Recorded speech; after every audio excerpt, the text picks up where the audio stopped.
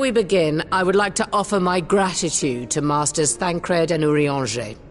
Tis no small feat to infiltrate the Imperial capital, and live to tell the tale, much less in times of civil war. Thanks to them, we may plot our course in full knowledge of how the winds blow in Garlemald.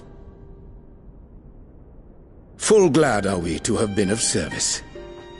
But verily, such dangers as we did encounter pale into insignificance next to those faced by our comrades. An Ascian, armed with the might of Bahamut, bent on bringing about the final days. Theatrix. He sought only to make a show of the power at the Telophoroid's disposal. But since then we have seen no sign of this Fandaniel or his worm. And while we've done what we can to bolster our defenses, there's no telling where he might strike next. Whenever and wherever it may be, we must use the intervening time to learn more of our enemy. 'Twas with this in mind that we dispatched scouts to investigate the towers.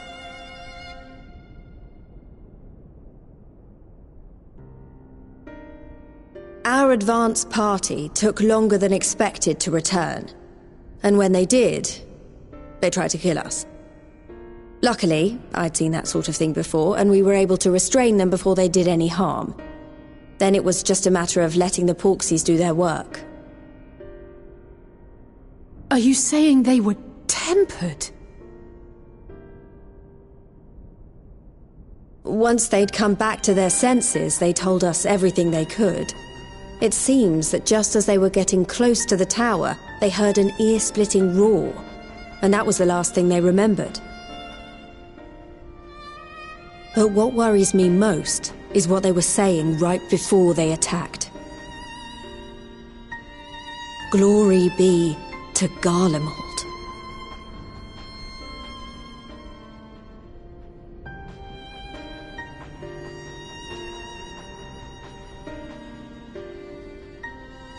The Tempered have heretofore ever been thralls to primal entities.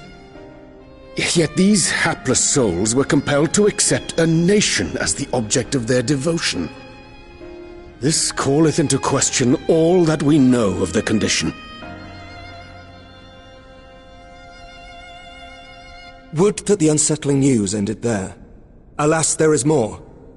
Following the earlier reports of missing Amalja, we have learnt that other beast tribes have suffered similar losses. And we now have reason to believe that the abductions are connected to the appearance of the towers.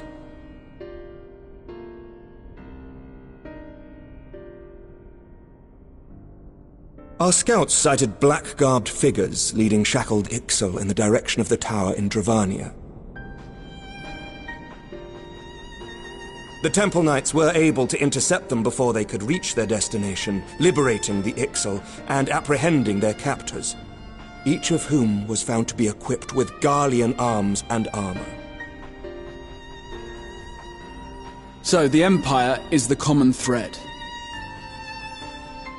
With the support of Xenos, it seems likely that Fandaniel has rallied a faction of the splintered Garlean army to the banner of the Telophoroi. Lord Hien reached the same conclusion when I shared our findings with Doma. The plan had been to march on Garlemald from the east and west in order to force a peace treaty. But the situation has changed. Dealing with the threat of the towers must come first.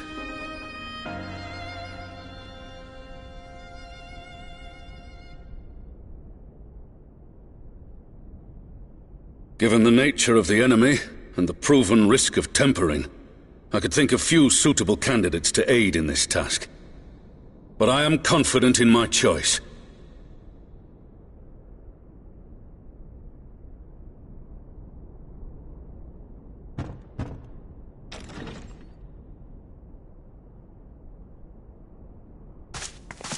What?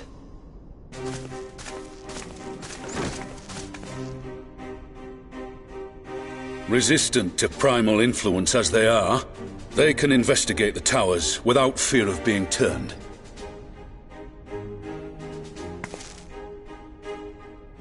We are glad to put our gifts to use, Commander.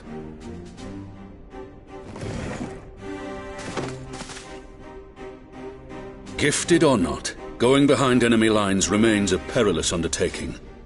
But we must know more if we're to strike back at our foe. I'm counting on you. If it would give us the upper hand, I'd do it 100 times over. We won't let you down. That concludes the briefing. You two, make ready and join your escort.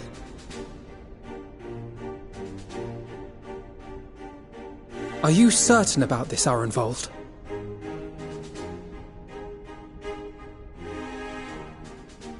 I am.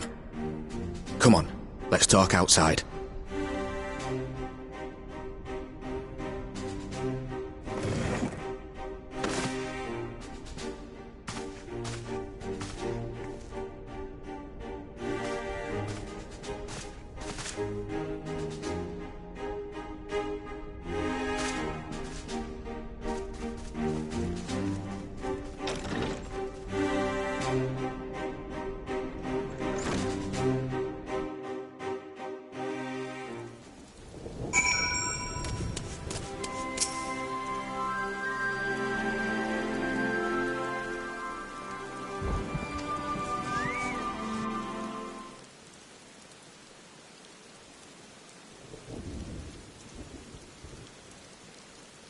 So you know, I've already gone through all the formalities at the Rising Stones.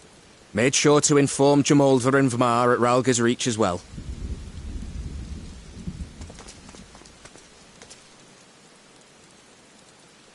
Arenvold, I admire your enthusiasm, but this is far more dangerous than anything you have done before.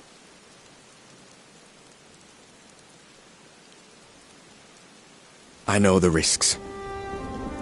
And I also know what's in store if we don't stop Fandaniel from carrying out his plan.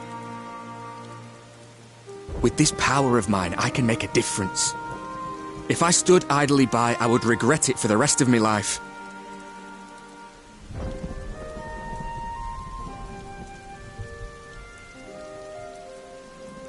And you, Fordola? Is this what you want? What are you asking me for? It's not like I have any say in the matter. Don't pretend. We both know Commander Aldin gave you a chance to refuse. And you didn't.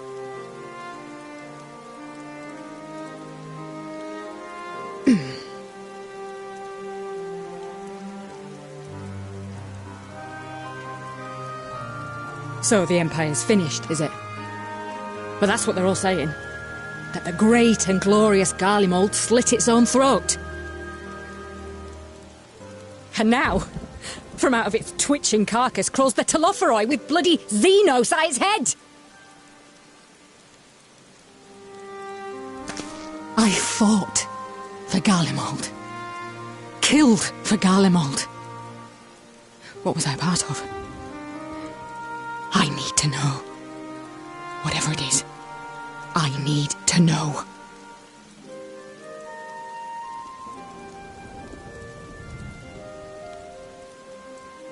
Very well. If your hearts are set on this, I shall not stand in your way.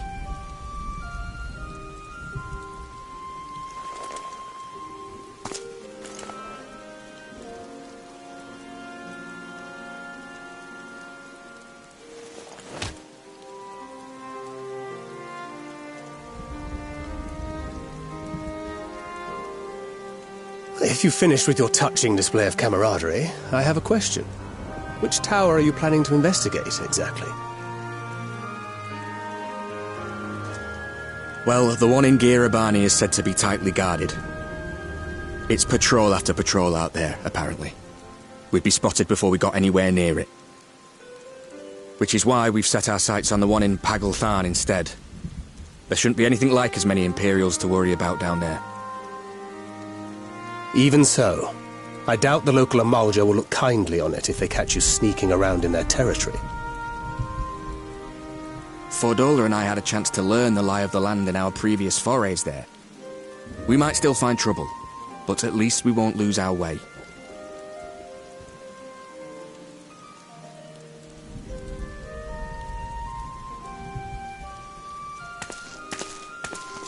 Well, we'd best not keep them waiting any longer. Mayhap when all of this is over, we could take another trip to Loxeld. I would have you know I've become a rather capable swimmer since our last visit. Ha! I'll believe that when I see it. Though, to be fair, getting into deep water does seem to be a scion's lot in life. Take care, eh?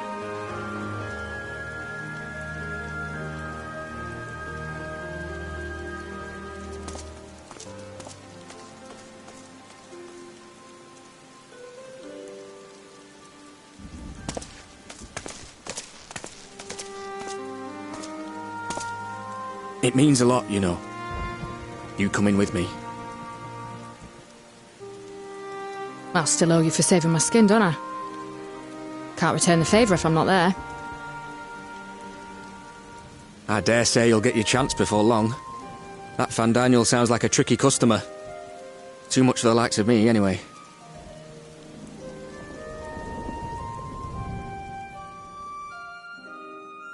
But we both know I'd just be another soldier if it weren't for my gift. And I need to be a damn sight more than that given what's coming. I realise I can't hold a candle to a hero like the Warrior of Light or Alphino, for that matter. He might look like he's 12, but he's seen more action than most people see in a lifetime.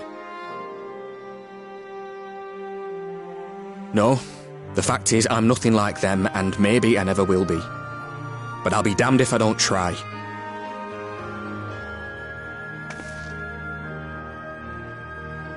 They're counting on me. On us. So let's give it our all.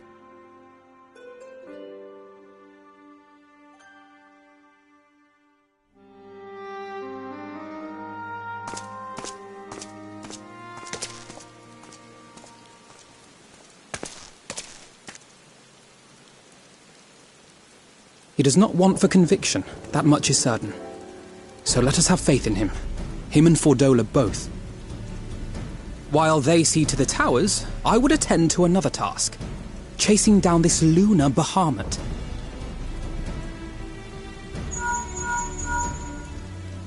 Oh, bloody thing. Can you hear me? It's Tataru. Oh, I'm happy to say we've managed to find Estinian. And I'm sorry to say he went running off again the moment we told him about Bahamut. But he did mutter something about heading to Ishgard, so if you're quick, you might still be able to catch him.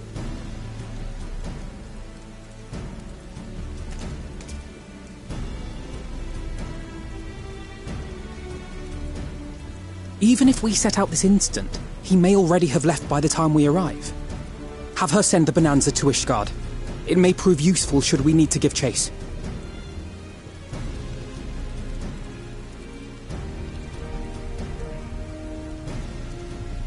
Gladly. I'll see to it as soon as Kryl and I get back to the Rising Stones. Good luck. While you go off on your dragoon hunt, Urianger and I will return to headquarters. We have much to tell the others.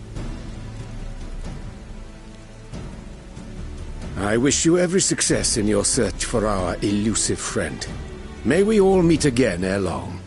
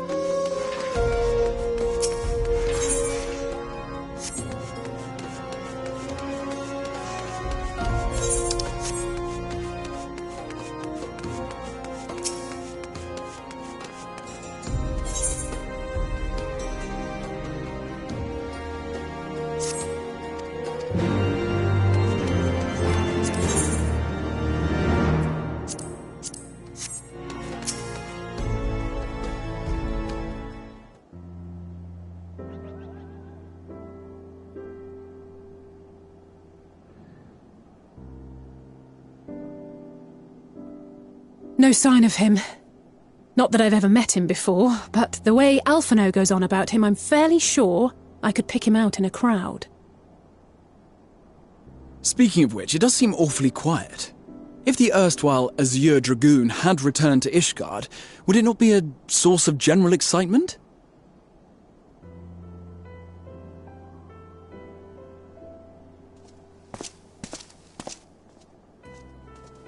First the Scion's Coinkeeper, and now you.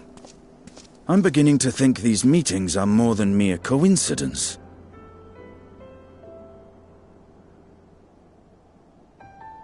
Not that I'm complaining. It's been too long. Too long?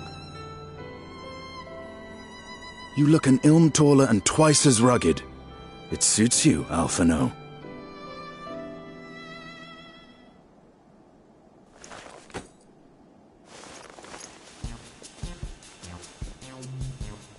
Quieter, though. Have you been giving him lessons on how to be the strong, silent type?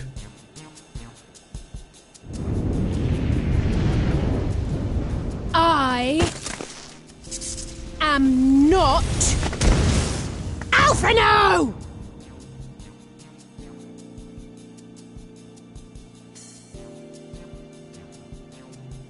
If the two of you are such firm friends, perhaps you should remember what he looks like. And what do you mean, rugged? Ugh! Had my brother mentioned what an oaf you are, I'd never have bothered looking for you in the first place.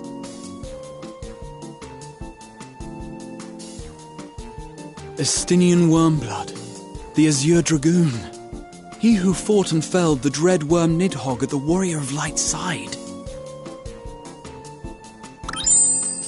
To think the day would come when I should see this living legend with my own eyes. Would someone mind explaining what is going on? Is everything all right? I thought I heard Alizé shouting.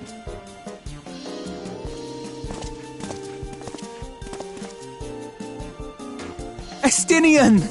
It's been too long.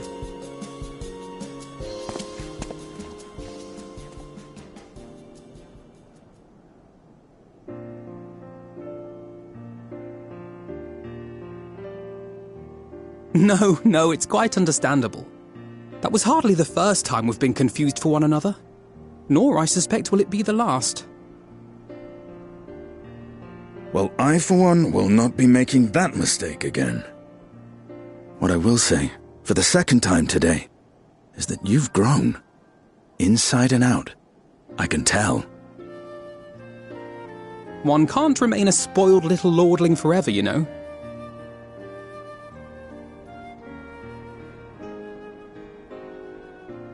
At least someone's having a good time.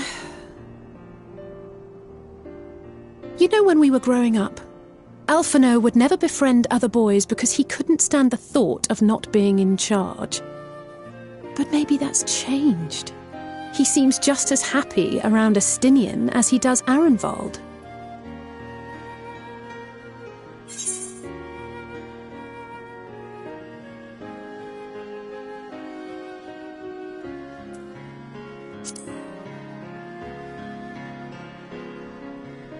I wouldn't be so sure.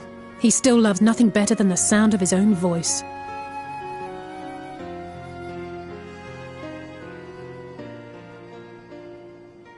No rest for the righteous, eh?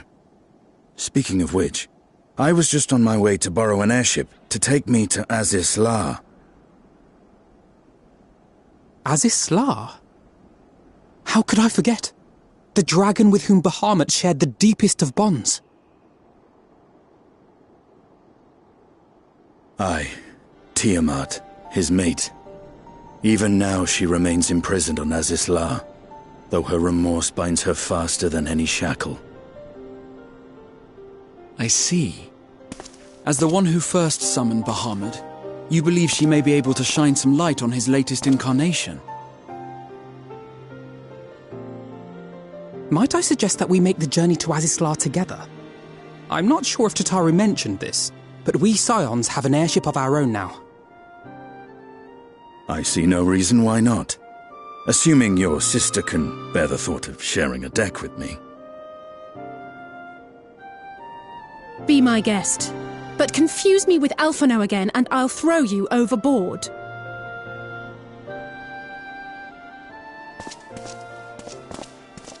Ugh! I don't know who he thinks he is, but he's nothing like Alphino painted him to be. I will admit, he is not exactly as I imagined him either. Based on what I had read of the man, I think I was expecting someone a little less blunt?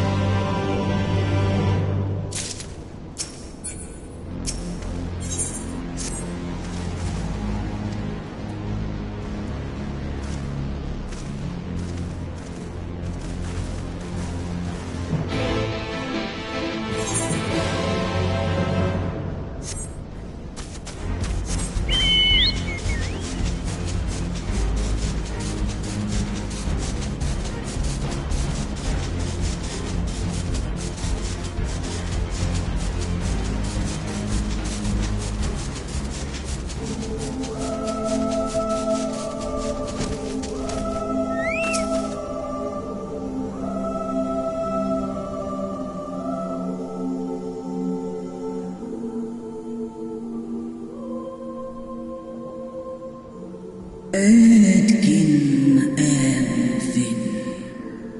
Wafesk les non in.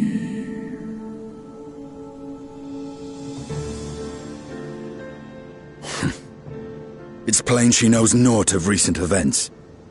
Perhaps you should enlighten her.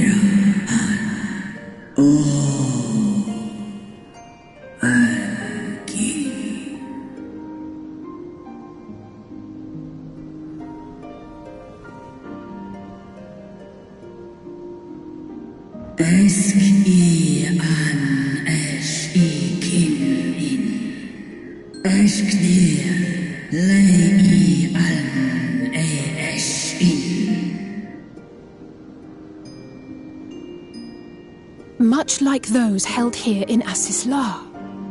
If dragons who worship Bahamut are required to summon him, that must mean... Tahidra Mera Ashan Shisha Ashan I die by now. Ten Eshan Est in Est I Ankin Antun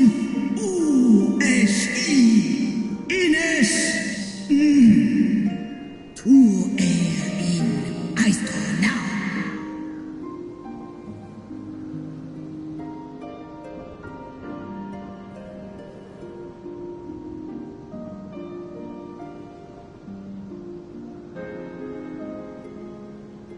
Your children's pain means nothing to them.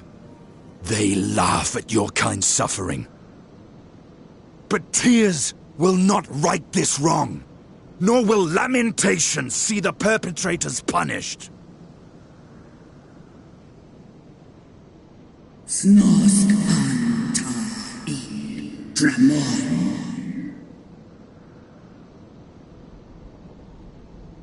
Behavior befitting a great worm. We came here to ask mighty Tiamat of the First Brood, consort of Bahamut, mother of the dragons of Mericidia, what she intends to do about the crimes committed against her children.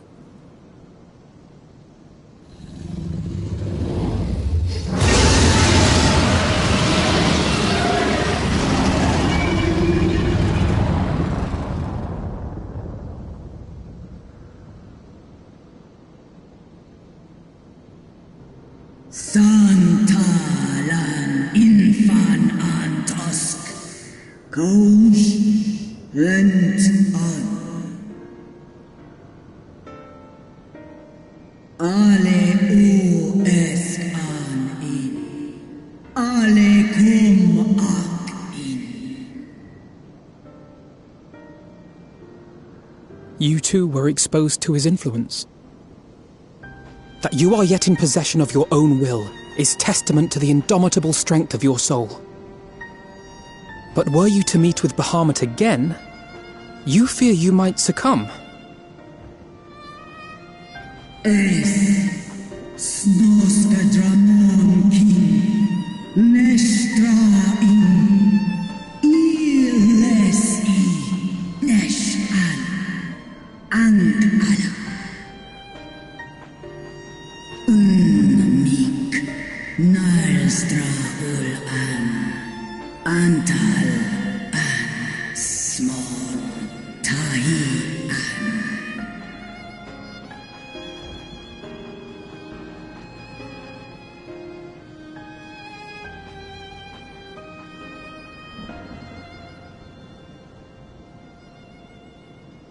On the matter of Bahamut's influence, at least, I believe we can be of some assistance.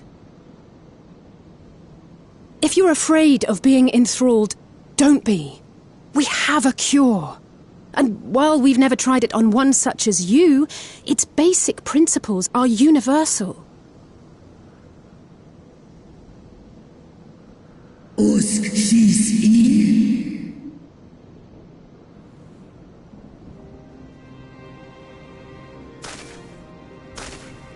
There is no future for those bound to the past. That you committed a terrible sin, I do not dispute. But if you feel remorse, you may yet make amends. We offer you that chance. Take it, or you will forever remain a prisoner, not of these cruel shackles, but of your own guilt. Sahaan, Seth Sol, Kin Bahamut, and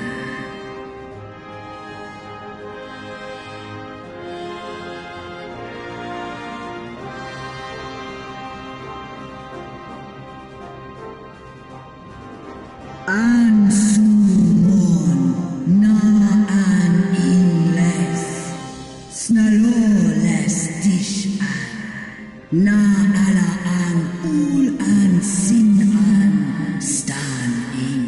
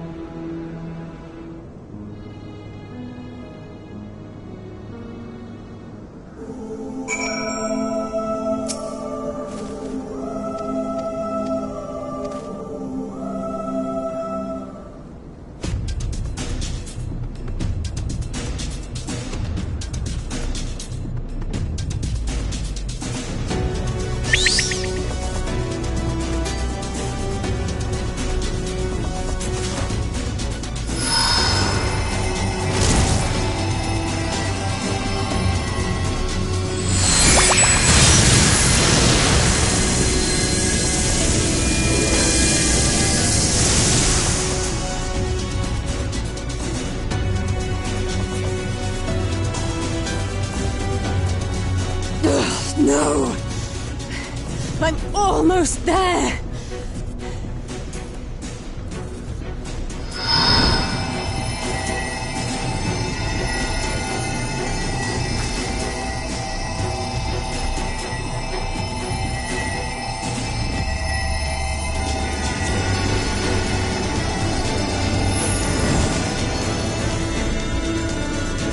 This is it, Angelo!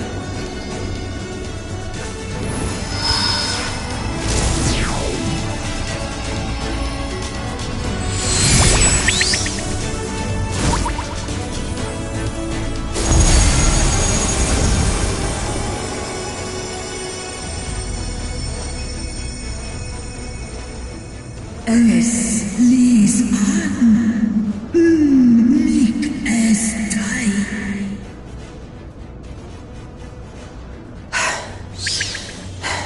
Did it work? We won't know for certain until the shackles are removed.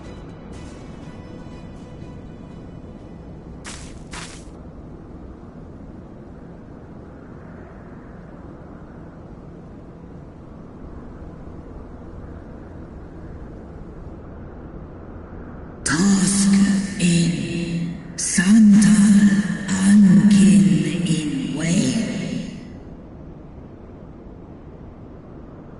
Many have been subjected to the Allagan's dark arts, their flesh irrevocably altered.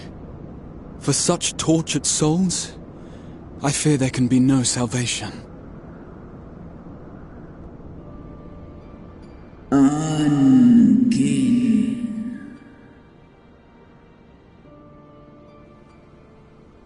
Slosk an all fall kail an. Slosk seth som in an. Afaten. Mon ud. One Lis a an. Do ud an.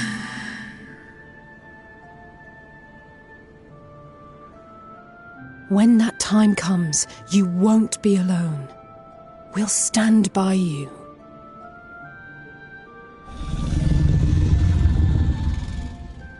She's in an hennig.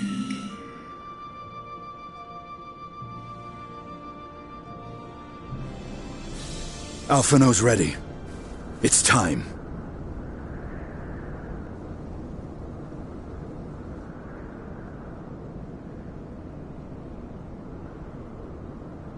Do it. And let's hope the treatment worked as it should.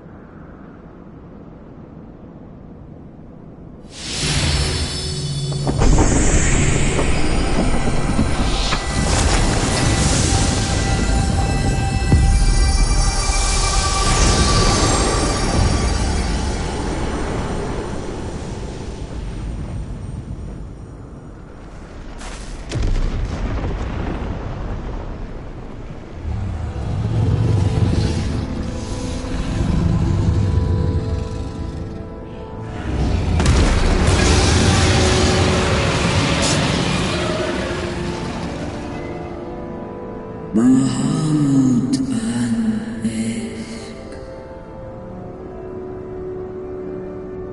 Ul Jas. Ul Asa. Fesk an.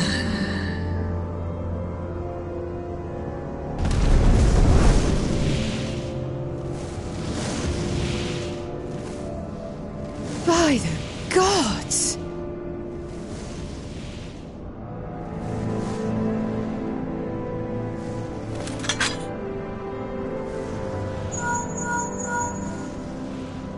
Urianger, your timing could not be better. Understood, we're on our way. It's Bahamut. He's been sighted over Pagalthan.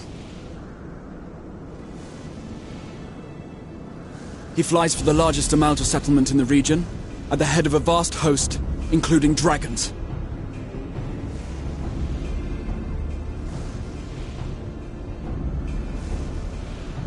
Did you hear all that, Alphino? You'd best rejoin your comrades. I'll make my own way. Our enemy awaits. Shall we?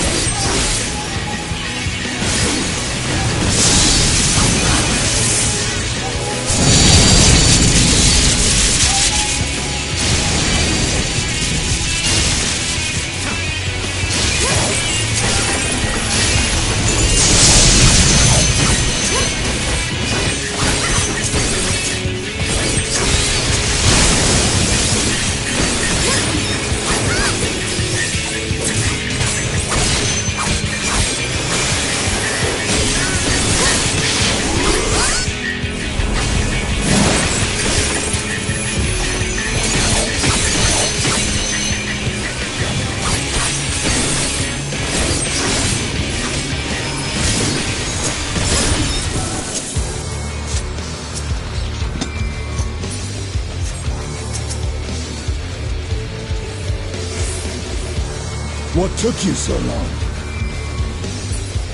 The Amalta are in trouble. Let's split up.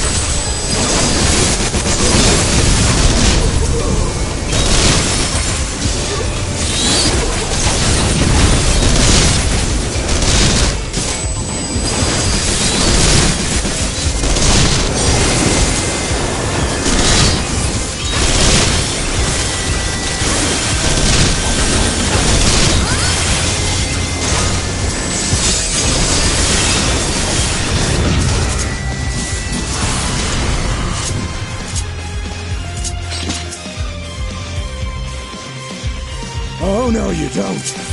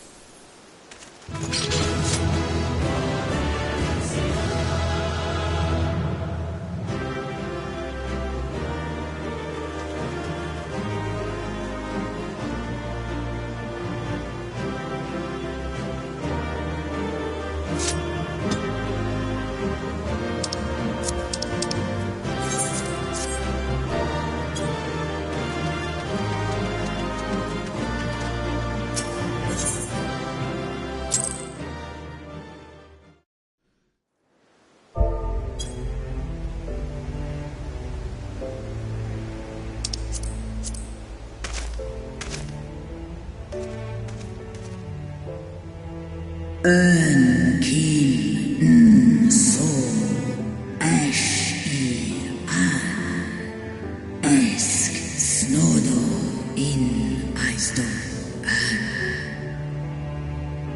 antal an in aisto antal afa snalask I ash an dran mira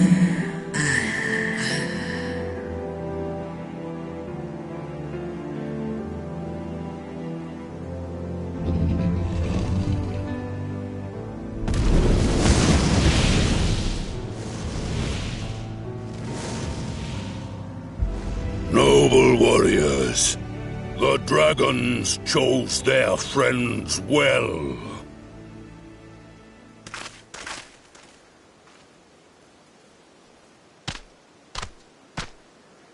Long have our peoples waged war, but no more.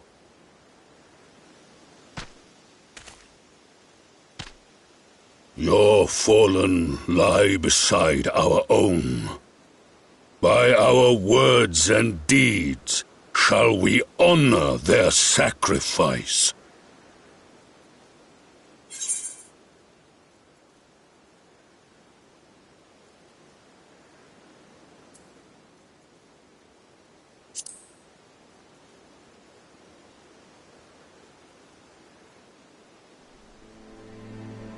The enemy of our enemy is our friend. And you have proven yourselves worthy of our trust. It is the Garleans who are deserving of our fury. I shall see that my brethren learn the truth of this day, and rally as many as possible to the cause, till we meet again.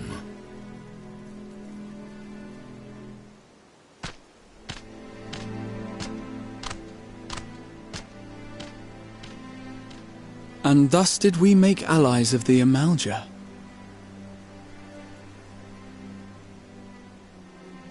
It would certainly seem that way. The Sultana will be pleased.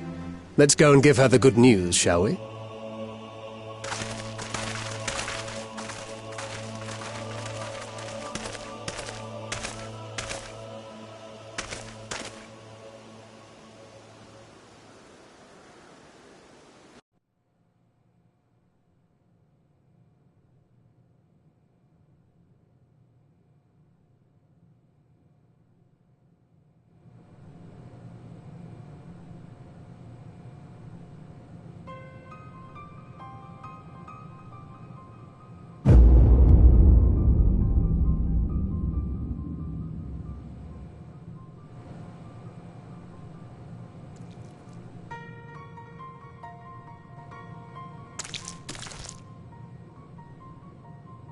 What in Ralga's name happened here?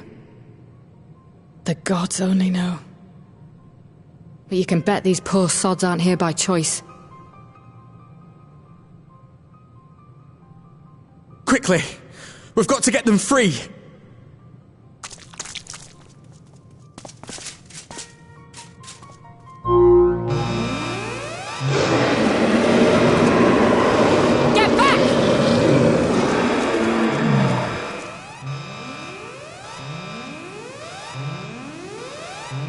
No! What have I done? It's too late for them! We're leaving, now!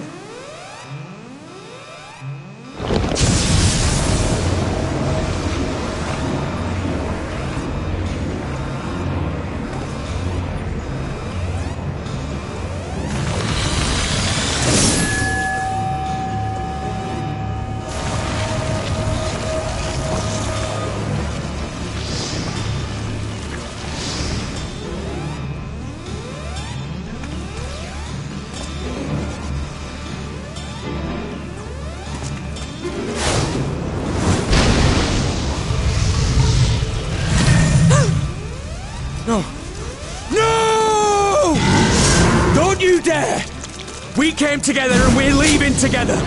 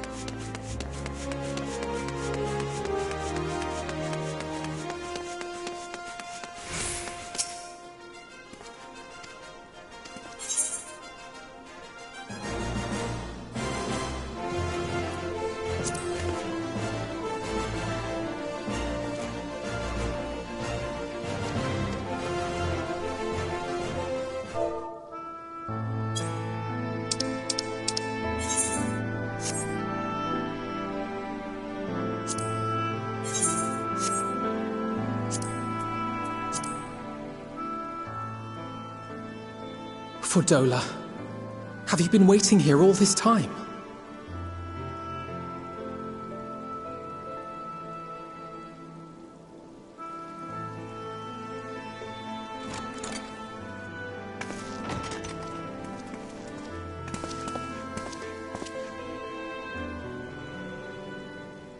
We have done what we can. The rest is up to him. May we see him? I do not think that wise. You must let him sleep.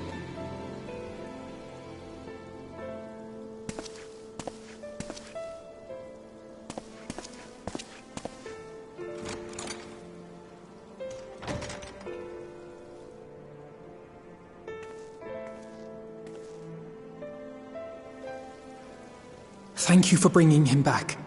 He owes you his life.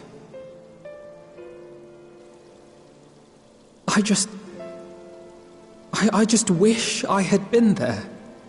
Perhaps, I don't know, perhaps I could have... Could have what? Got tempered? Don't flatter yourself. You can't save everyone. No one can. Not even the warrior of bloody light. People die all the time, for no good reason. And those who take up the sword die quicker than most. If you're going to shed a tear every time a soldier falls on the battlefield, you'd best stay away. It's no place for the weak of heart. It may be that victory cannot be won without cost. But all life is precious, and I refuse to shrug at its loss.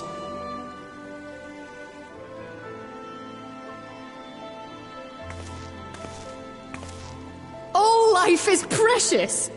Oh, you need to grow up, little man. Before your sparkling ideals get everyone killed.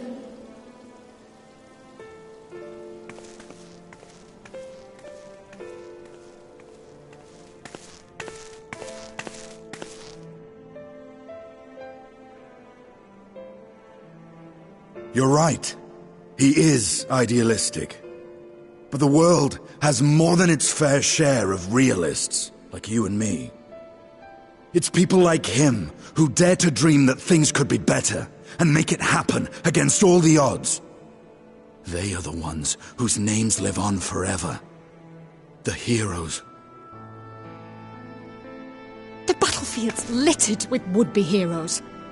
At this rate, you lot'll be next. And what'll become of your precious dreams then? They'll be gone. Like dust on the wind.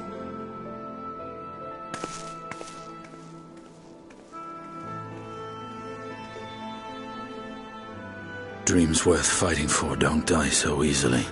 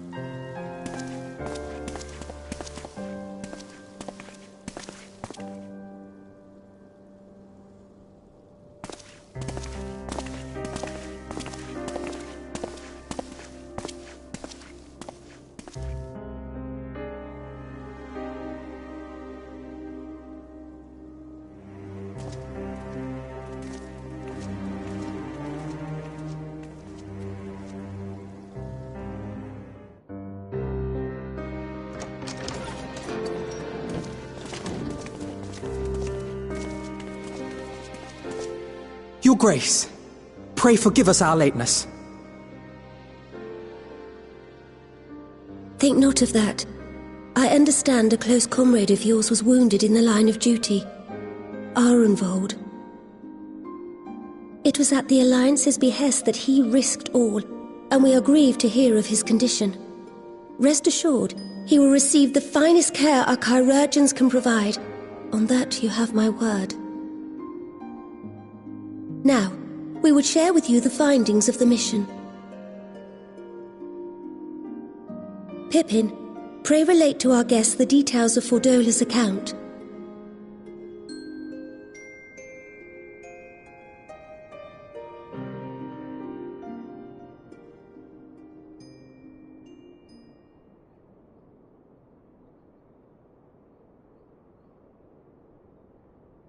First Bahamut, now Ifrit. Or Lunar Ifrit, as Fandaniel would doubtless have it. 'Tis now all but certain that the towers were conceived to facilitate the summoning of primals by those imprisoned within. Less certain is the means by which the Telophoroi constrain the wills of said entities to enact their designs in defiance of the pleas of their victims. Mayhap they do not.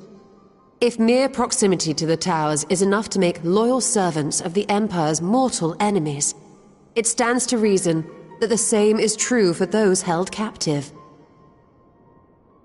They invoke their gods for the good of Garlemald, and in their disturbed state of mind, summon a primal whose form reflects their own alteration. It all begins to make sense. Upon closer inspection, I realized that the towers bear a striking resemblance to a much larger structure which Urianger and I observed from afar during our visit to the Imperial capital. Assuming it too is capable of tempering those in its immediate vicinity, it would go some way to explain the swiftness with which the Telophoroi managed to rally so many Imperials to their cause.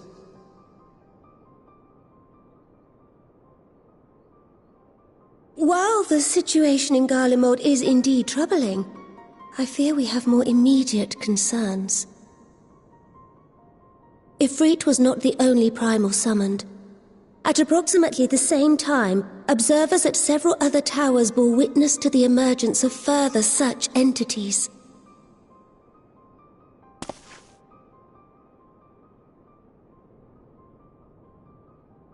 For a blessing, none appear to wield aught approaching the destructive power of Bahamut, and the Grand Companies are moving to deal with the threat even as we speak.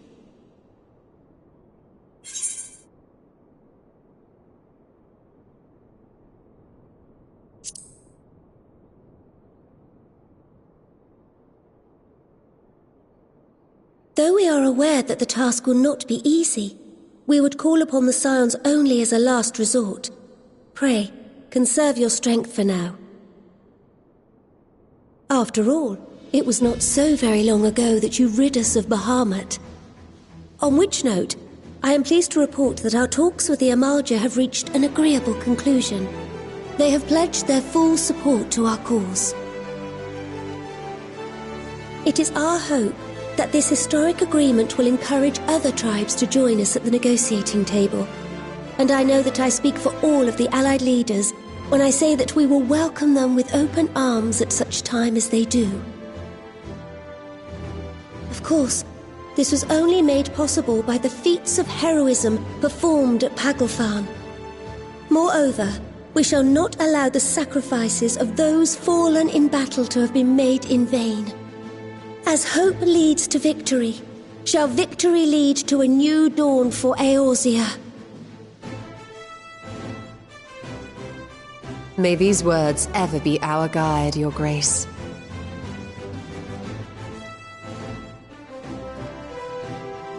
Now, if you will forgive me, I must consult with the Syndicate on the matter of our new allies' integration.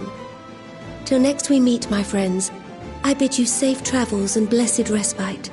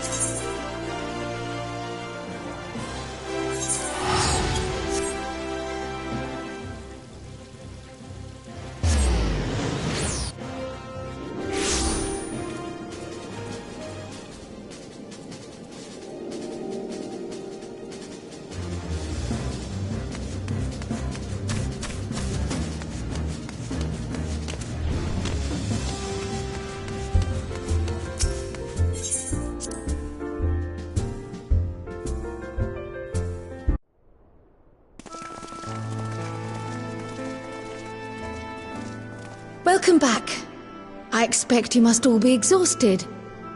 Ere you take your rest, however, I would beg a moment of your time.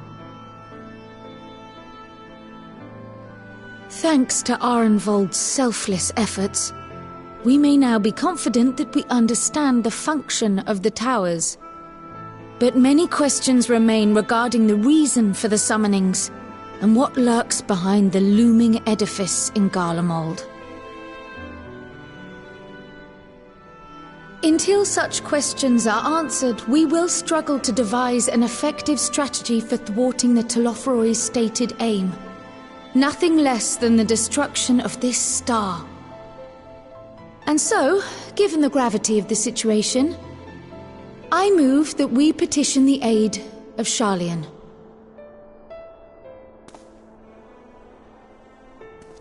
'Tis possible the ancient knowledge preserved within our archives may hide a clue to our enemy's methods. But given Sharlayan's established policy of non-intervention, our former colleagues are not like to aid us in its discovery. Oh, I well remember what they're like. The Forum's barefaced refusal to assist you in the days prior to the calamity must rank as Sharlayan's most shameful act since the Exodus.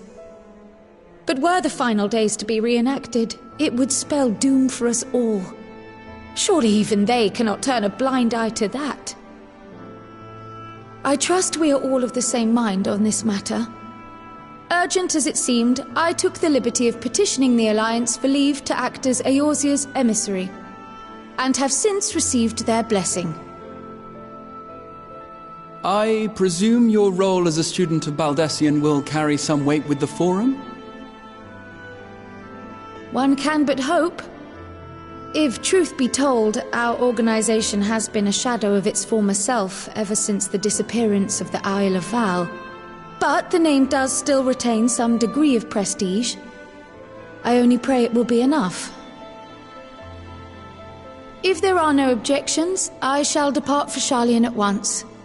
But before I do, I should also mention the other matter to which I would devote some time during my stay. After hearing what transpired in the first, I began to question the true nature of Hydaelyn's blessing, a topic I have discussed at some length with Y'shtola. We were wondering, when was the last time Hydaelyn spoke to you directly?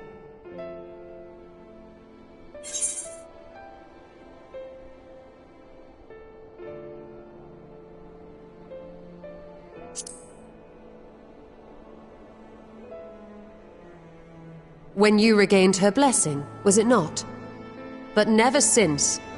Not in all your time in the First, when you faced the Unsundered, the very heart of Zodiark.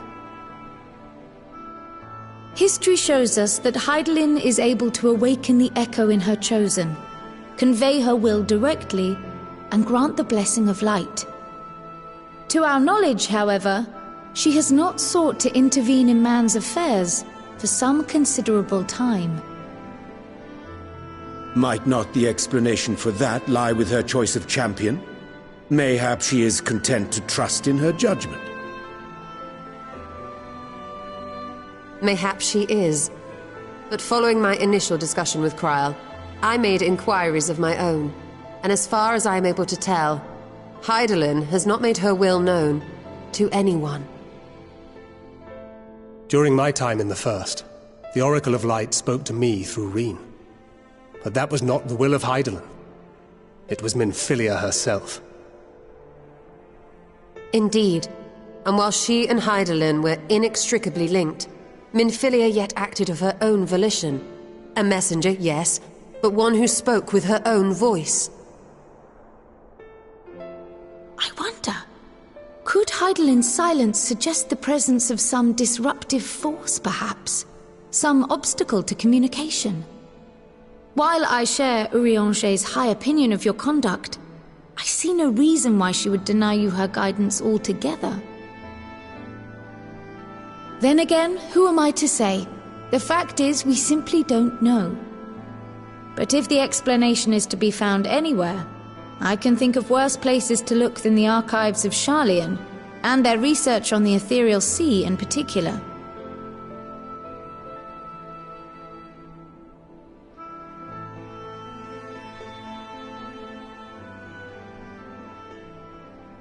Resolved though I am to go, believe me when I say that I take no pleasure in the thought of leaving you a member short. Now, of all times. Estinian, we stand on the eve of a struggle that will decide the fate of this star. One in which we Scions may play a telling part, yet we are but few in number. And so I must ask you again, will you join us?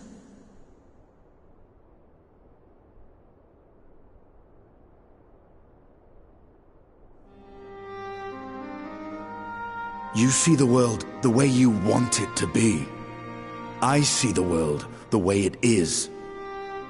You are idealistic to a fault. But I know you would never turn your back on those in need. Never close your eyes to their suffering. And somehow, your deeds lend truth to your words, giving the lie to my doubts in so doing. I have seen others draw strength from your belief. In Ishgard, in Alamigo, you inspired them to stand up and fight.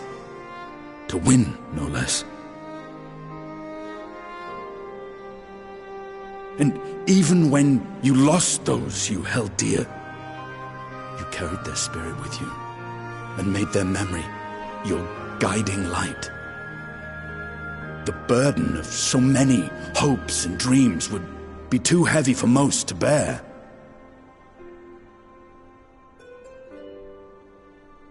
But you bear it willingly, as you have shown me. Some dreams are too important to let go. If you have need of my strength, it's yours. After all you've done, how could I refuse?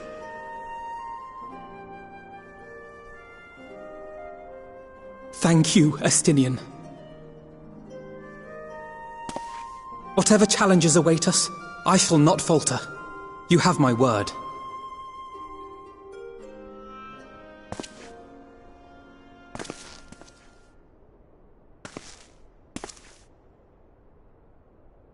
And now, I may bid you farewell.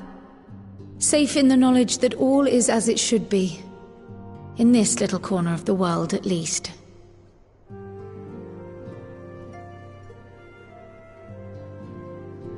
You will be sorely missed. Tread warily in Sharlayan, and do try not to let the Forum embroil you in their politics. A forlorn hope, I know, given the individuals involved. I shall do my very best. Farewell.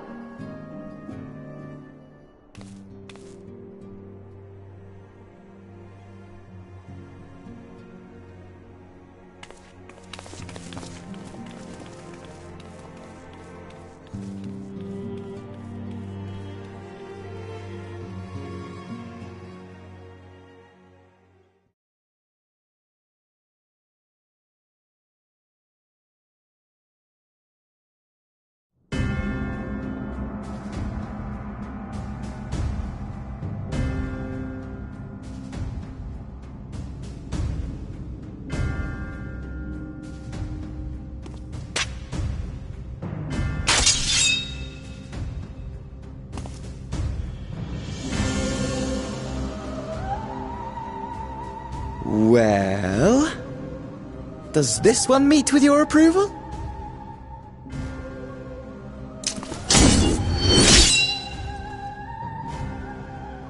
Apparently not. Or could it be that you're still upset about the dragons? You are unwise to remind me of so costly a failure.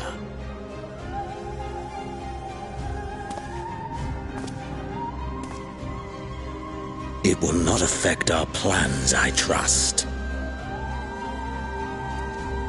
Oh, hardly at all.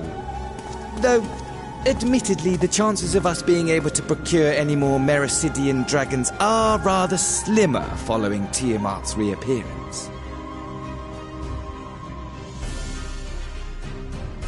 Oh, but the seeds have been sown, my lord. We have only to wait for them to quicken.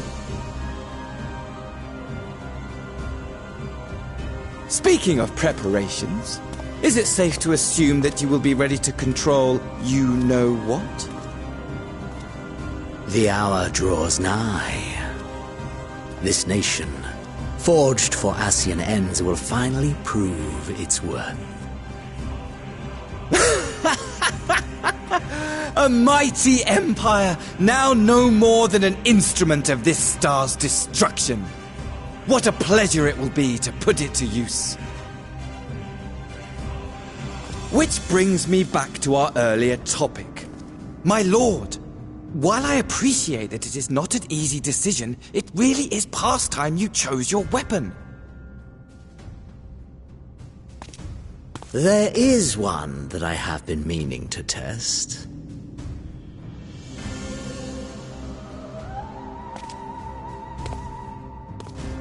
Well, well, not quite what I was expecting. Though I will say, it does seem rather apt.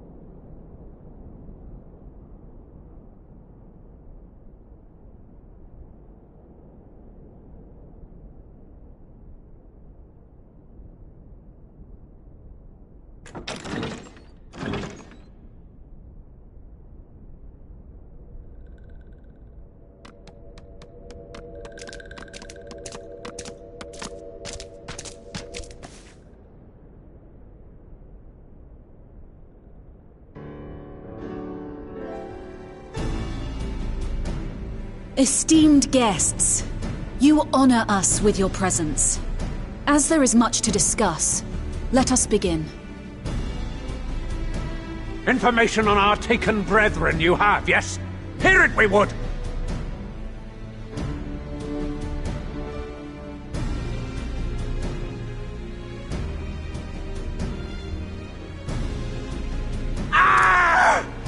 Beyond forgiveness these featherless ones are! With rivers of blood shall they pay! Freed our people must be! We too would see your kin liberated. But ere we attempt their rescue, we must first find a means to negate the risk of tempering.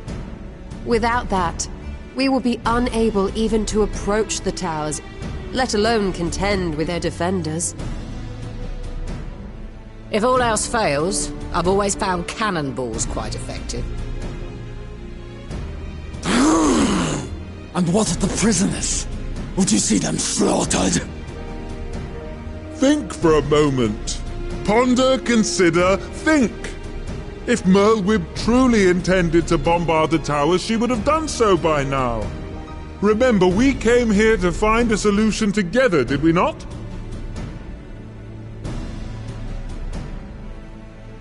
Y'shtola spoke of defenders. I but offered a means to clear a path, should you require it.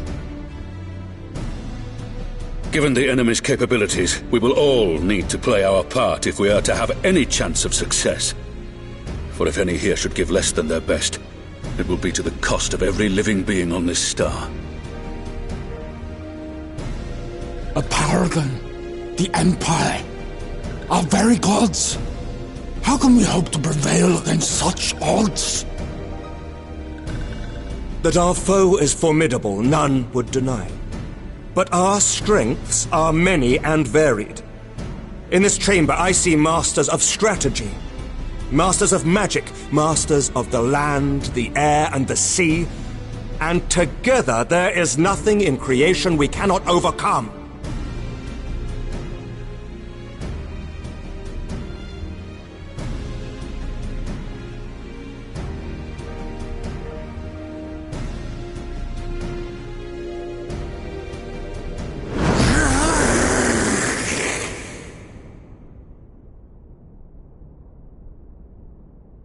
I beg your pardon?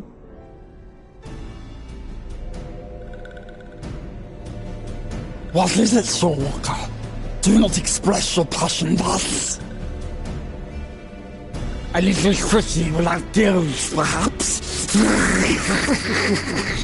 Suffice it to say, I am proud to be counted amongst Eorzea's finest. We, Sahagin, will play our part. We kobolds have not forgotten the crimes the Overdwellers committed against us in the past. But today we look to the future, as allies united in purpose.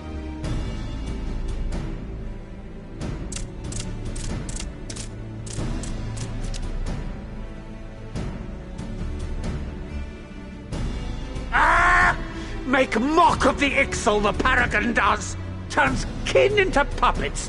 Pits brother against brother! Free them from his grasp, we shall! As Patriarch Zadar will attest, the Scions have granted us a means to free your brethren from their thraldom. This boon we will gladly share, that your people might never be enslaved again. We accept! We accept! Praise be!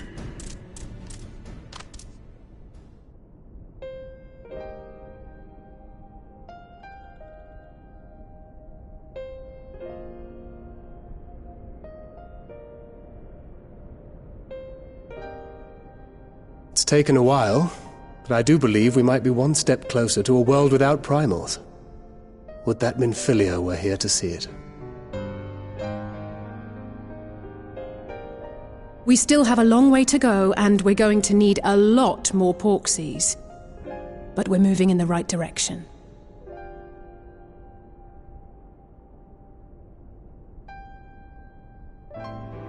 If I may have your attention, there is one other point I would like to raise.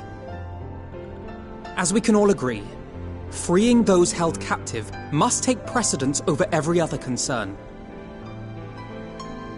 But experience has taught us that none save those with the capacity to resist tempering can hope to enter the towers unscathed. And even once inside, a still greater threat may yet await them, that which we call a primal. Needless to say, if we are to succeed, engaging with such foes can only ever be considered a last resort. And so I move that we seek to prevent them from being summoned in the first place. Yes! Both prayer and ether are needed for the ritual.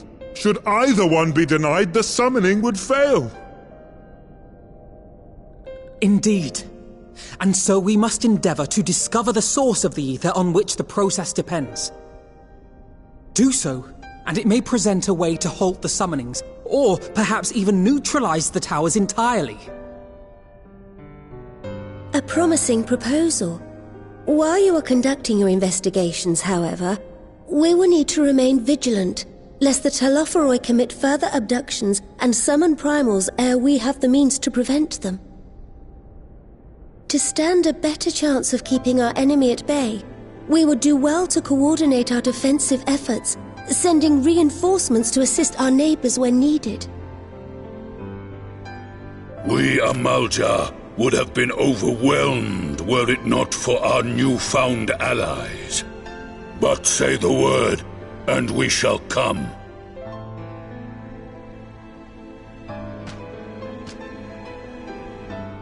I see we are all in accord. But what are we to call this proud fellowship of ours? I submit that the honor of naming it should go to the scion whose brave efforts have done so much to unite Eorzea. What say you, my friend?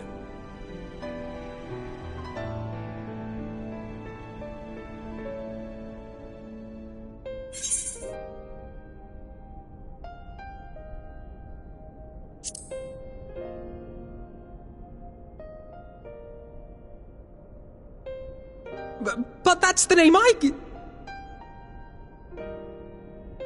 A fine choice, for there is none here who does not love Eorzea. Aye, in that we shall ever be united. United in our gratitude for the realm that gave us life.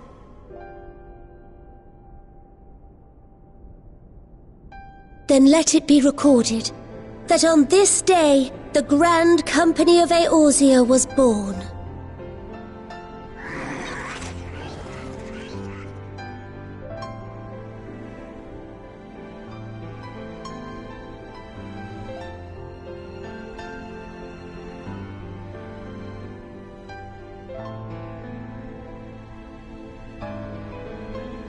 How long have we dreamed of this moment? And now that it's here, Oh, forgive me. Might we speak outside?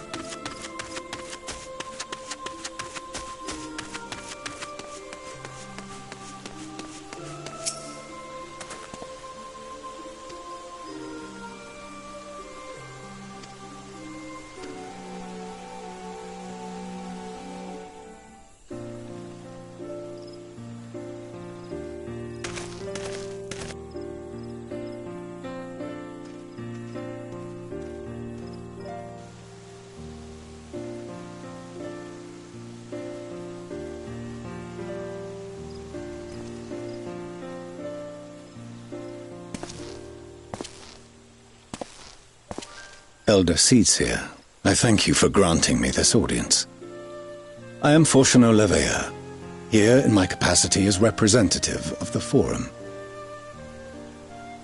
It is I who should thank you, Master Fortuno, for journeying so far and so swiftly. Would that our first meeting could have been under happier circumstances.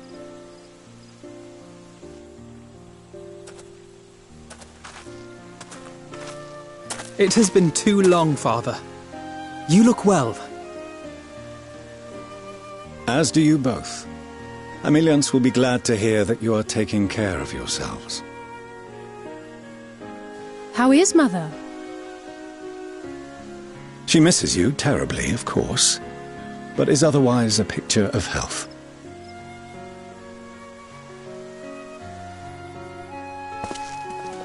Circumstances apart, I'm grateful that our meeting has afforded me the chance to be reunited with my children at long last. And I believe I also owe you thanks for the hospitality you showed my father, Louisoix, during his sojourn in Eorzea.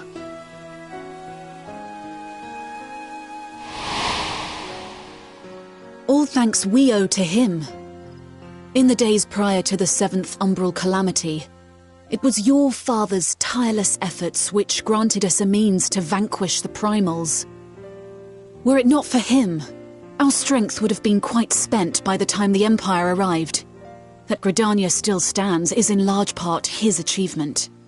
He was a great man.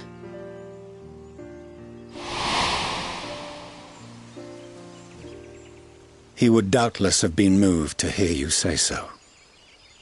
I must confess, however, that I opposed his decision to intervene. And my position remains unchanged.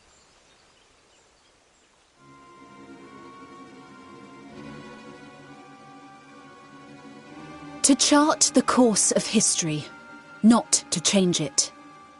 I am familiar with the Sharlayan stance. It is more than that. It is our way of life, who we are. But I came here not to deliver a lecture, but the Forum's answer to your request. Sharlayan will under no circumstances intervene in the conflict between Eorzea and the Garlean Empire.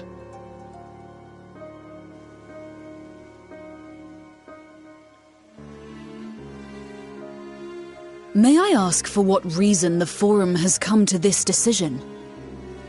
The final days spell the end not only for Eorzea, but the entire world. The final days? Pray spare me your hyperbole.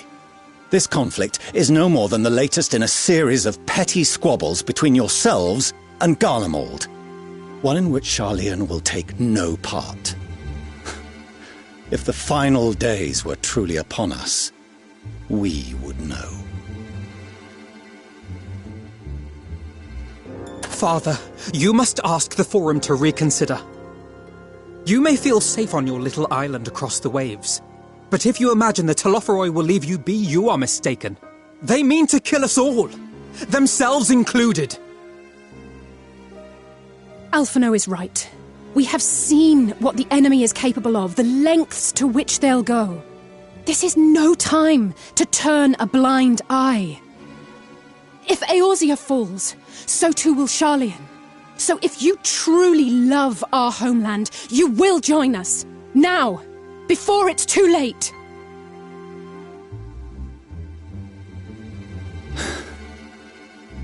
I thought you knew better than to raise your voice to your elders. It seems I was wrong. Wrong to ever let you leave, Sharlayan. I consoled myself that your time abroad would instill in you some hint of restraint, of discipline. But I see now that Eorzea has made fools of you both. Have you forgotten why it was that I so vehemently opposed your grandfather's departure? For all his wisdom, his only solution was to go to war. Death, devastation, ruin. Even those who claim victory are scarred for life. What prize could ever justify such sacrifice? It is the duty of the learned to avert such tragedy. By fanning the flames of war, you forsake all you once held dear.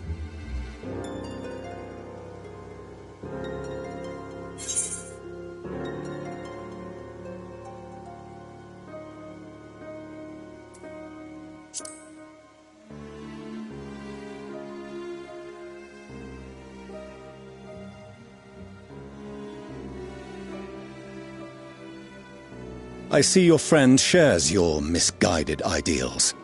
But unlike her, you should know better. By espousing such barbaric notions, you subvert the teachings of Sharlayan. and place all we have worked for in jeopardy. Alphino, Alizé, as of this moment, you shall no longer bear the name of Leveilleur. What? Father! How you choose to live your lives is no longer my concern. If you wish to walk the path of ruin, I will not stand in your way. Master Fourcheneau, while Charlian may have no intention of intervening in this conflict, we can still part as friends. Will you not stay and speak with us, that we might learn of Charlian's hopes for the morrow? I have said what I came here to say. Any further discussion would be meaningless.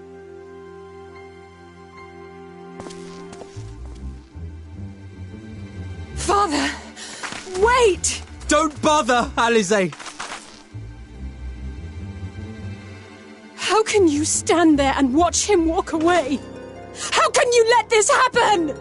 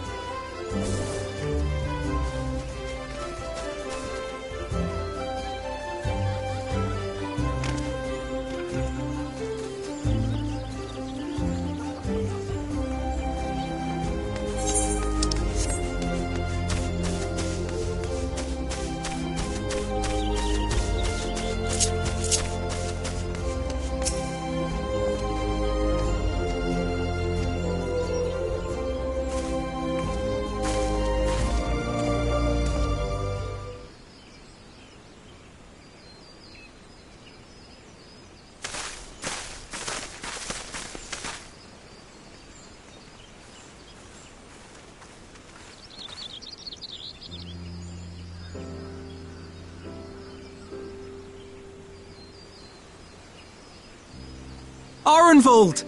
I can't tell you how good it is to see you.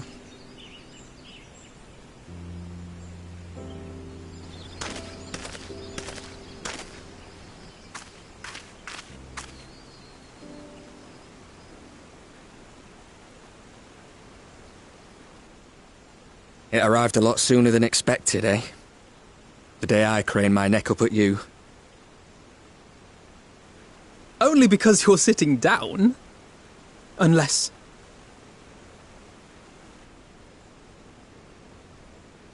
Afraid so. The chirurgeons say I may never walk again.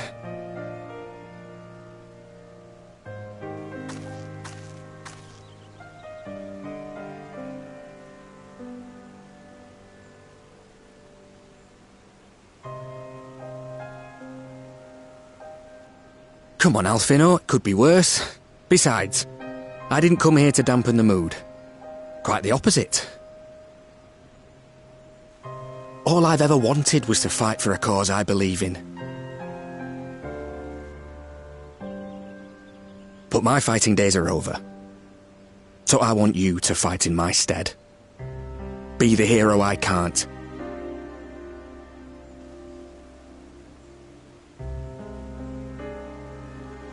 I am no hero.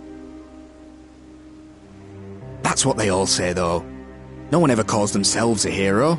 Even the ones who eat primals for breakfast. It's for others to decide.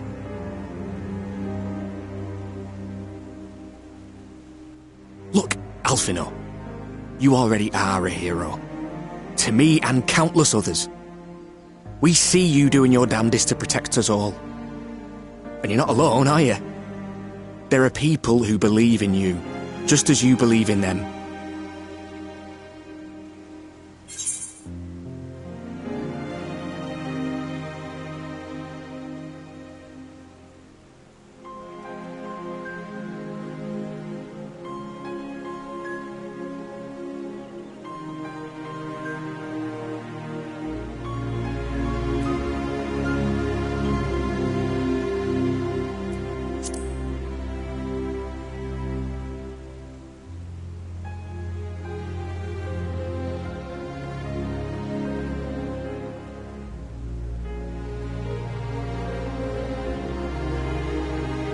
I know what's at stake, and how many people are depending on you. But I believe in you. Believe that you'll see it through. That's why I'm entrusting my dreams to you. Like Albert and Owley once entrusted their dreams to me.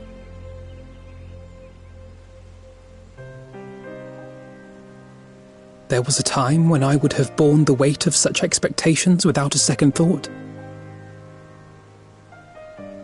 But now, I know just how heavy that burden can be. To tell the truth, I'm beginning to wonder if I chose the right path. Sacrifices will inevitably be made for the sake of the ideals I uphold. Maybe I am not the person I thought I was. The person you think I am. I wouldn't presume to tell you. But I will say this. In spite of everything, you've come this far.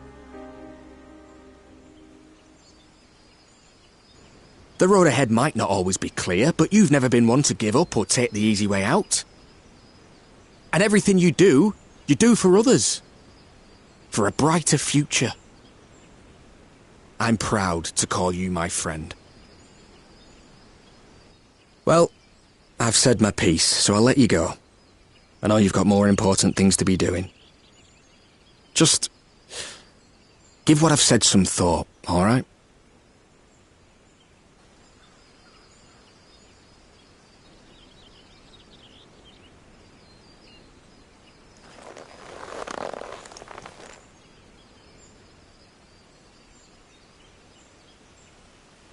I shall, my friend. And we will meet again soon, I promise.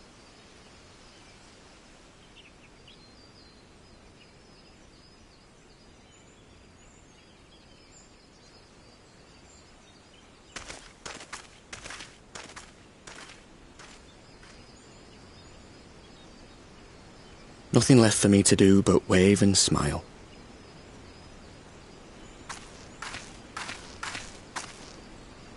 You've got a pretty narrow view of what it means to be a hero, do you know that?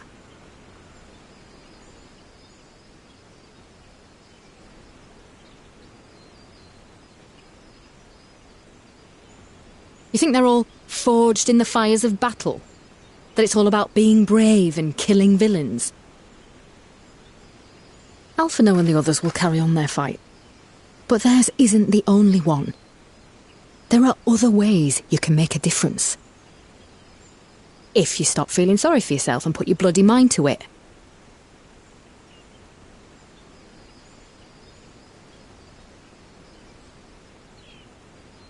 There's not much chance of me living the quiet life with you around, is there? If you're content to twiddle your thumbs thinking of what might have been, that's your lookout. But I reckon you've got some fight left in you. And I reckon you might be right. If there's a way I can still help my friends, I'll bloody well find it.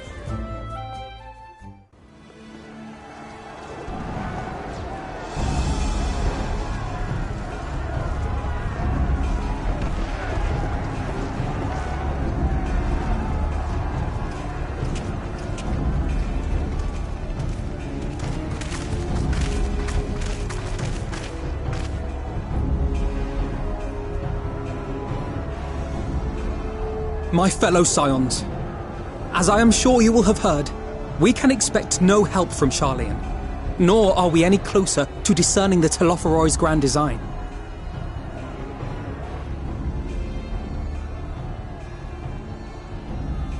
And now, our adversary moves against us in unprecedented numbers, compelling us to answer in kind. The outlook, in short, is bleak. Yet though our foes are many, and we but few, we may still tip the balance in Eorzea's favor. Of course. We will do what we always do. Deal with the ones our allies can't. A less than daunting prospect, judging by your expression. Could it be that you've dispelled your lingering doubts, Alphino?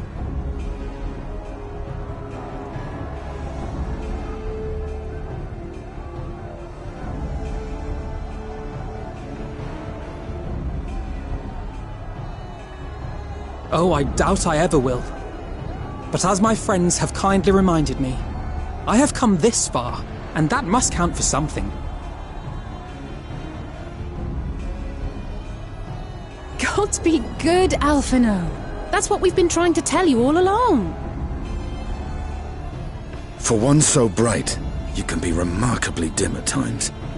There is such a thing as overthinking, you know.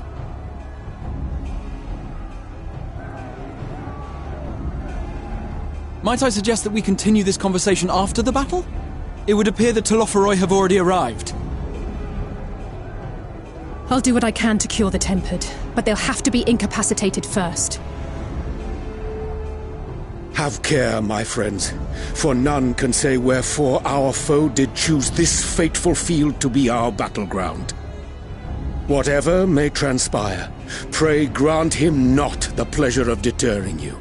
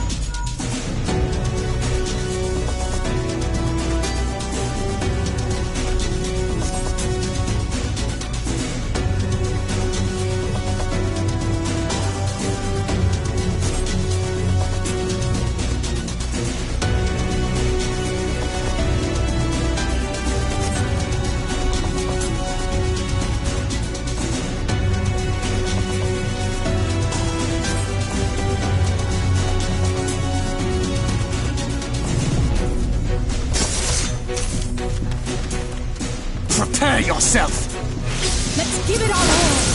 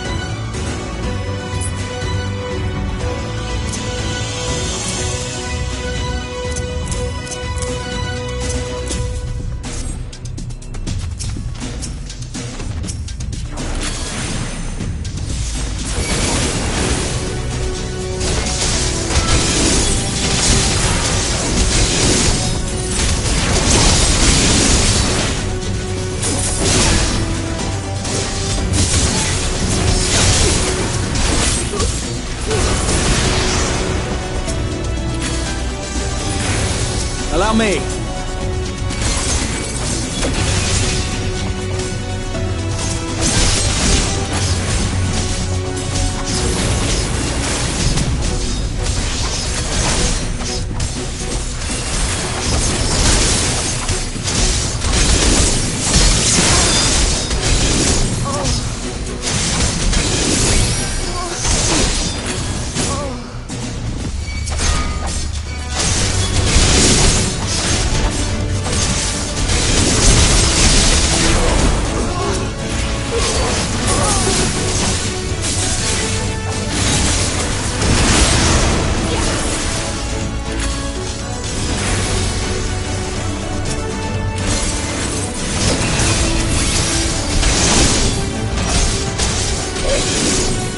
Just the beginning.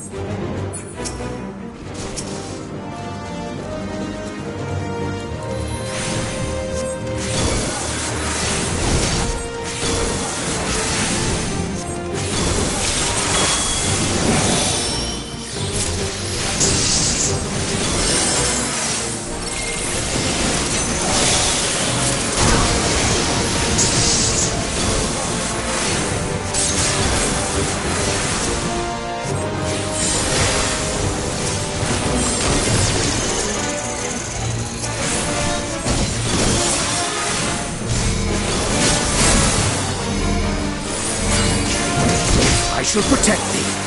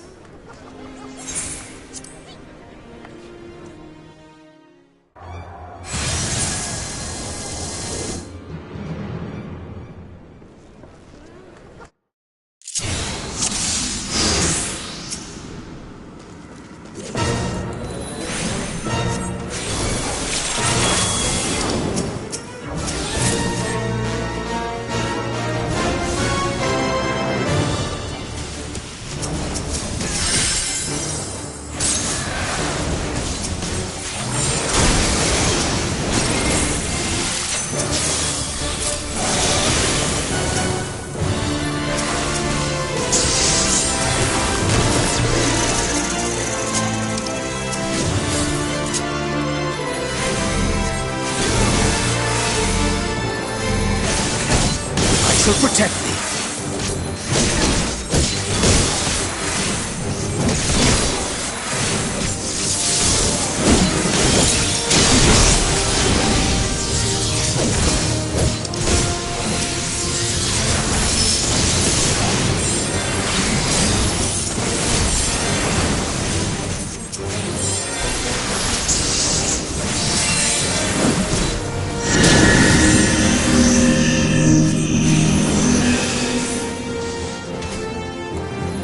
Mitre.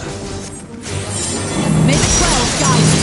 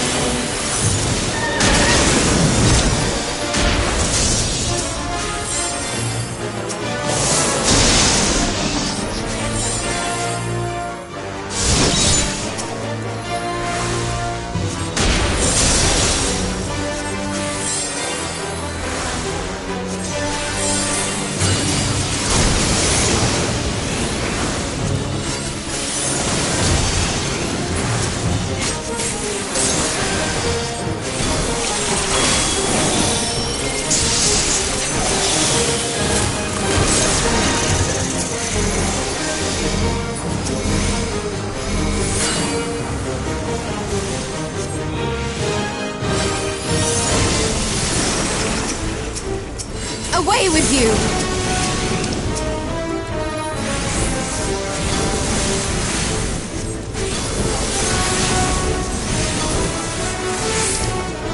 The best defense is a good defense!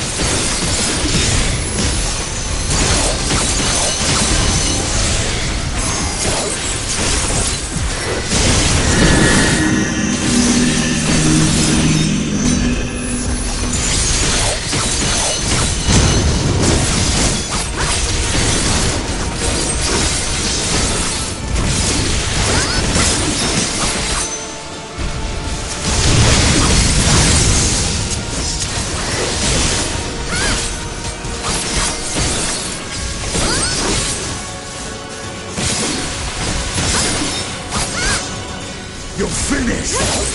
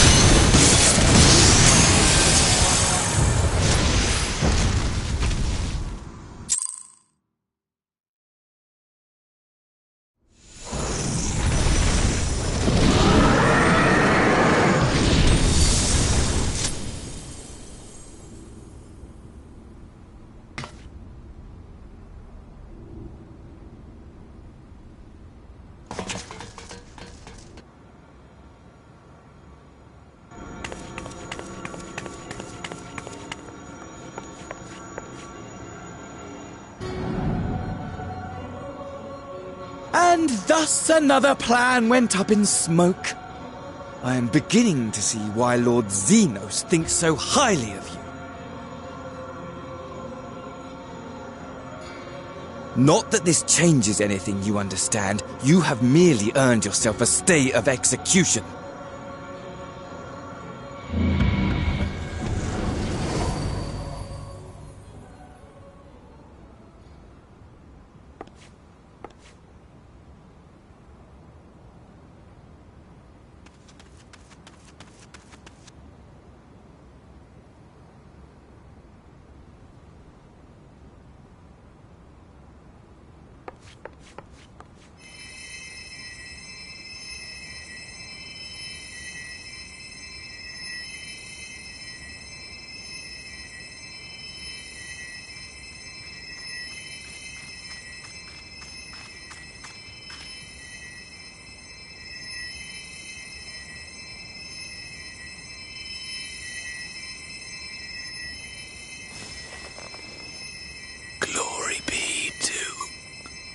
Garlemore.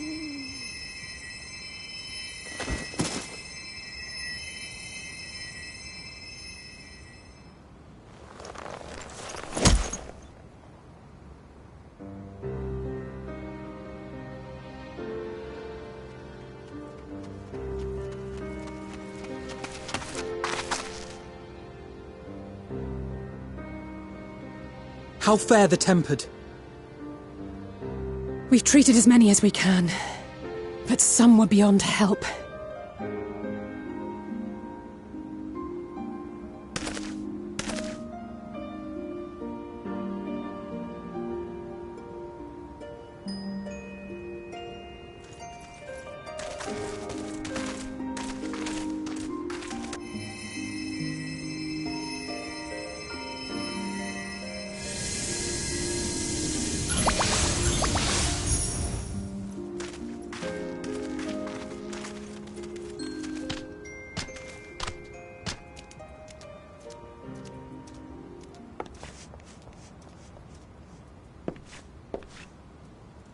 Do not hang your heads so, brave scions.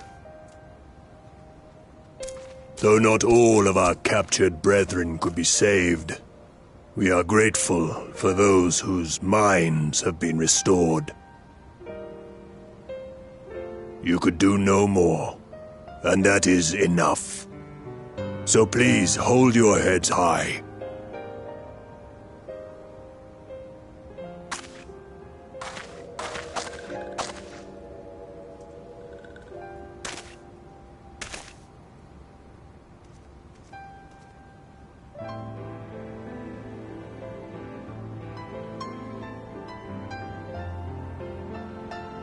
Should have been quicker, but I'll do better next time. Thank you for your kind words. They mean a lot.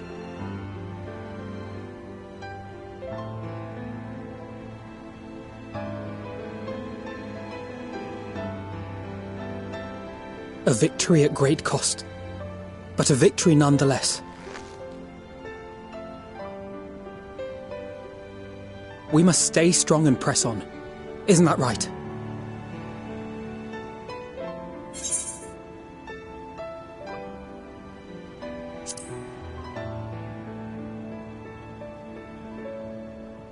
That Agreed. we will!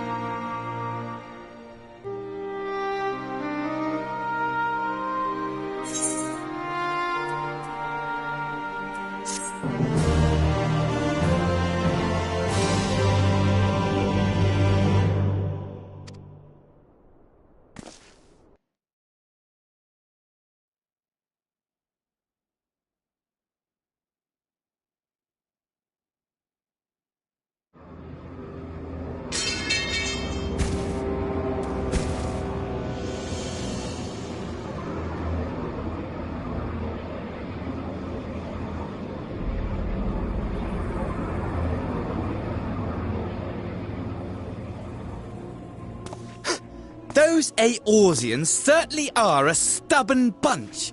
Though I suppose you knew that already.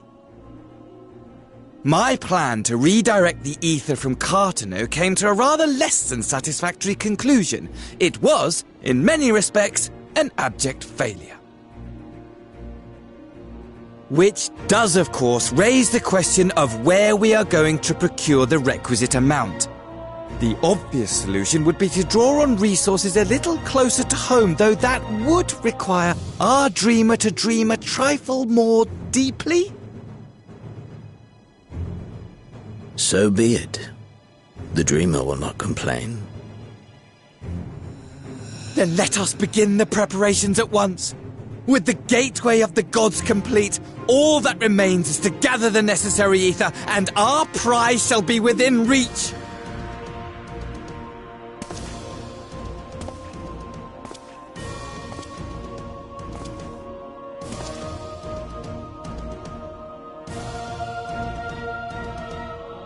The time has come to fulfill your heart's desire, my desire!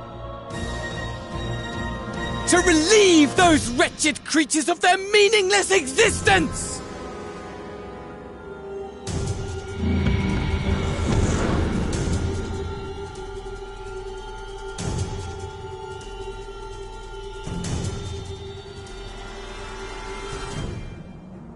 While I await you, I shall drink a sea of souls and gorge myself upon the darkened moon.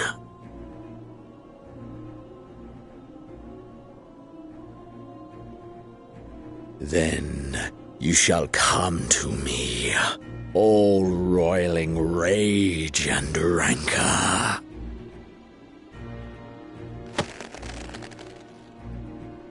And the stars shall bear witness to our final contest.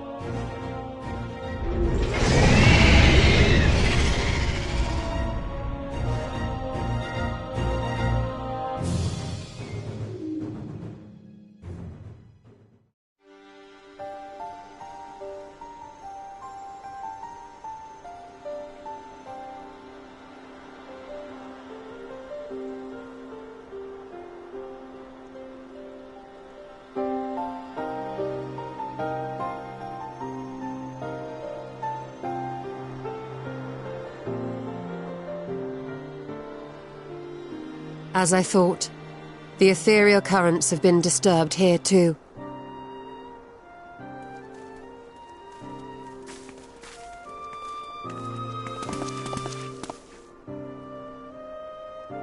It was the same in Thanalan. Make that every location we surveyed. And the strength of each current has diminished dramatically, far more than could be attributed to a natural occurrence.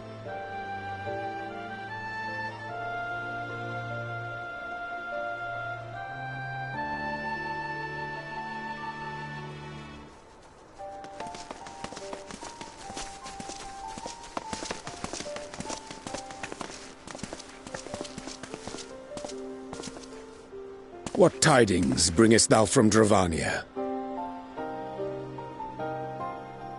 We took a number of readings, and noticed that the closer we were to the tower, the lower the etheric density became. In short, the towers are drawing upon the land's ether, which would explain how they were able to carry out the summonings.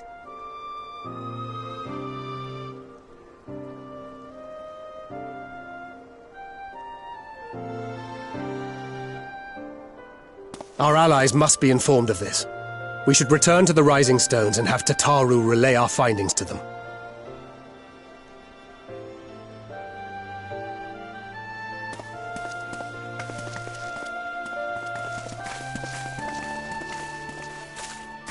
Hear me. Hear me. Hear me. Hear me. Darkness comes. And with it, the end. The fate of the star is in your hands.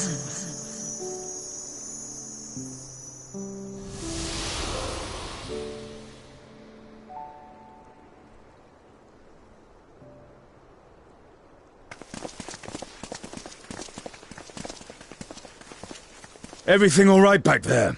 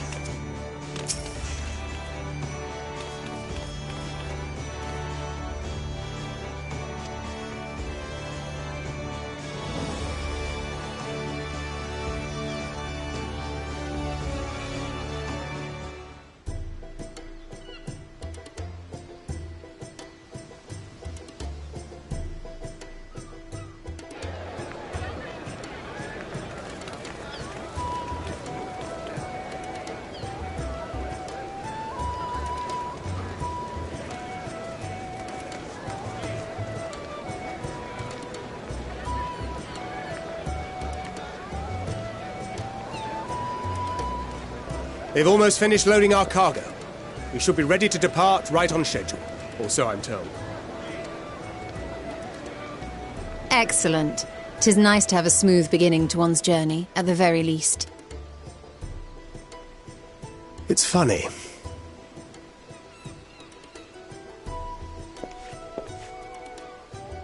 Master Louis Soir came here on a ship very much like this one. And now, years later, the street urchin he befriended that day is bound for his mentor's homeland. With his mentor's grandchildren, no less. Aye. 'Tis upon reflection that every twist of time's river and fate's whims are brought into sharp relief. Thou hast matured much in the intervening years. Wert thou not caught attempting to relieve Master Louisois of his purse scant moments after he made landfall upon this dock?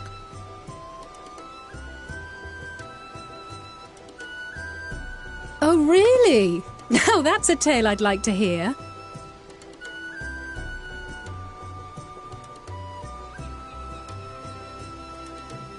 Will this be your first visit to Sharlayan, Sir Estinian?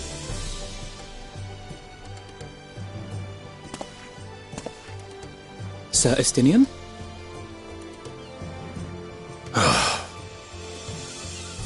Are we strangers newly met? Why this stiff formality? I, merely meant it as a professional courtesy, since we are now colleagues in an official sense. I'd rather you dispense with the sirs, especially in private company.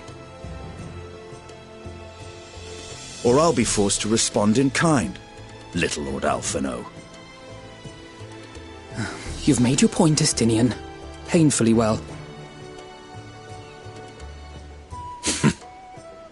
Better.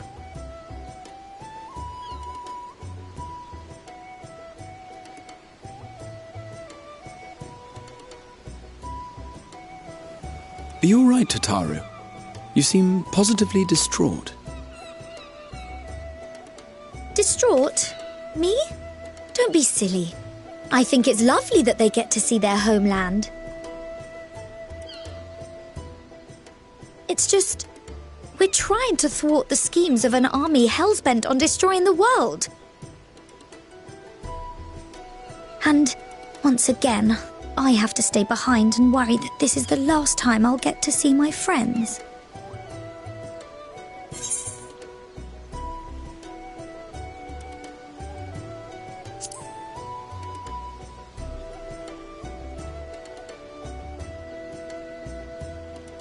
I'll hold you to that. Ah, good. You're still here. Hori! Coulternay! What brings you all this way? We're to assist the Maelstrom and the Kobolds with a lunar primal operation, so we thought we'd see you off before heading to the tower. Flamine and the others wish you all a safe journey, and promise that they'll look after things here until you return.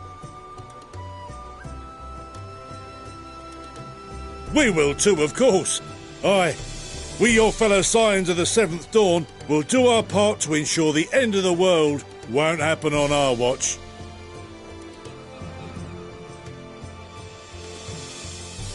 We're set to sail!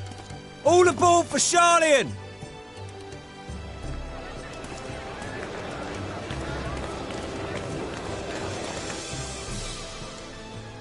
It's time. Then we must delay no longer. We will contact you the moment we learn aught of value. Wish us luck.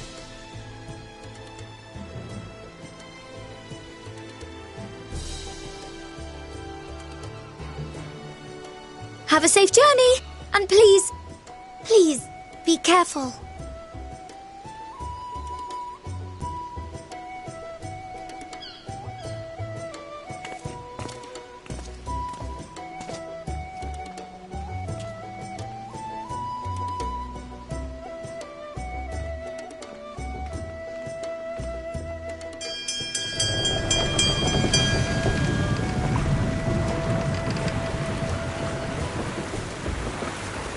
And so you venture forth unto the unknown. A fate beyond the horizon that cannot be divined. A future undefined and in flux. In uncertain times, naught but the simplest words of wisdom will suffice.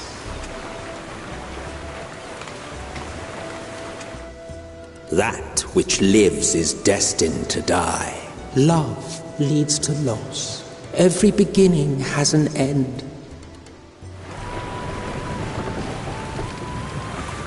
Treasure every moment, every step of your descent.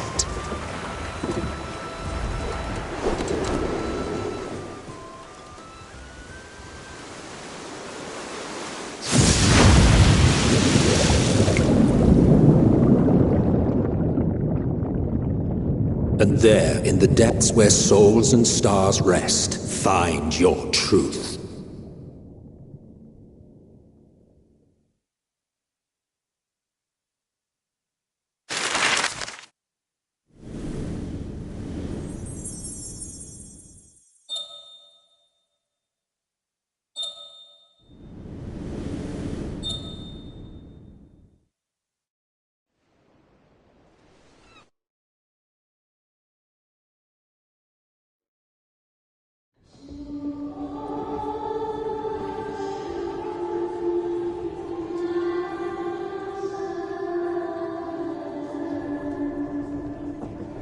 Here.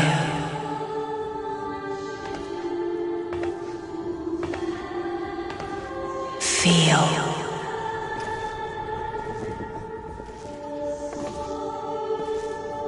Think.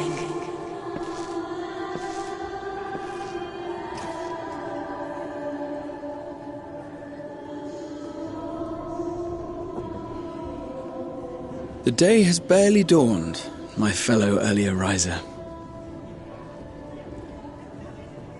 Though we're hardly alone in that. Envious of those still sleeping soundly, no doubt.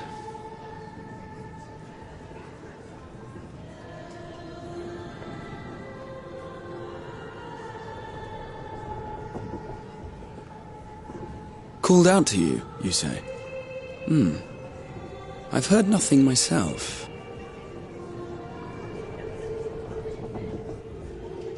In any case, I dare say the sea air will do you good. Why not join the others on deck? Sharlayan should be coming into view at any moment.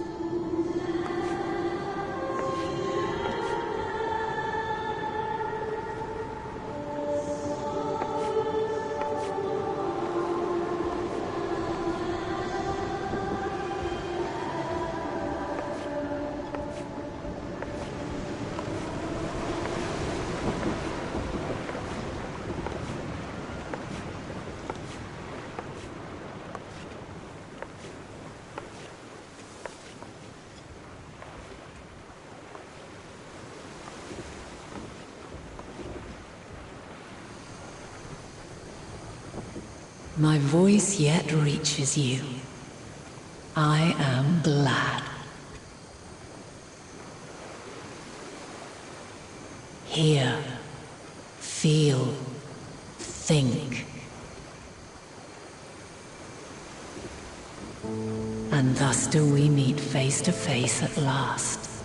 My warrior of light, guided by the crystal.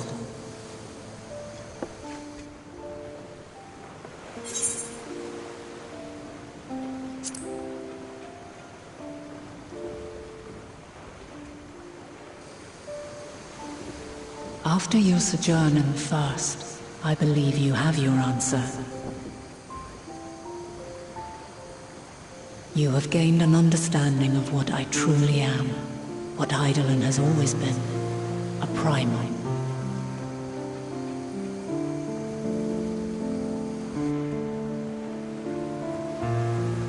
Zodiac was created to forestall the apocalypse which threatened the ancient world, and I was brought forth to bind him.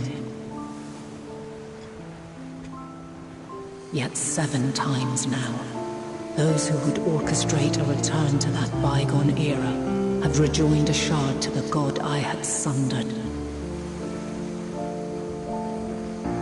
The greater his strength grows, the swifter does mine own diminish. The power to draw your mind into the rift betwixt is no longer mine to wield. Yet though it taxes me sorely, I dare not leave these words unsaid.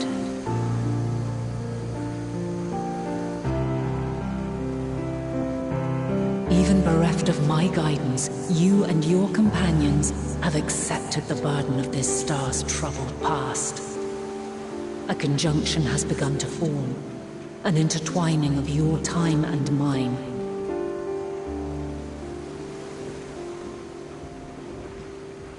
Wheels shudder and turn. Conflict looms, monumental, which will decide the fate of this world and all life upon it.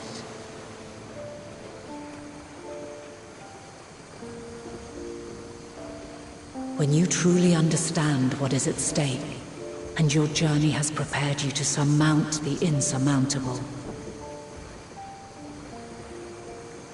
then shall I honor the promise made in another time, another age.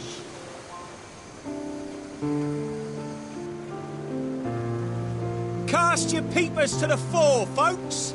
Sharlayan's just over yonder. I will not keep you further. Your traveler's heart must yearn to behold this unfamiliar land. We shall meet again, and soon.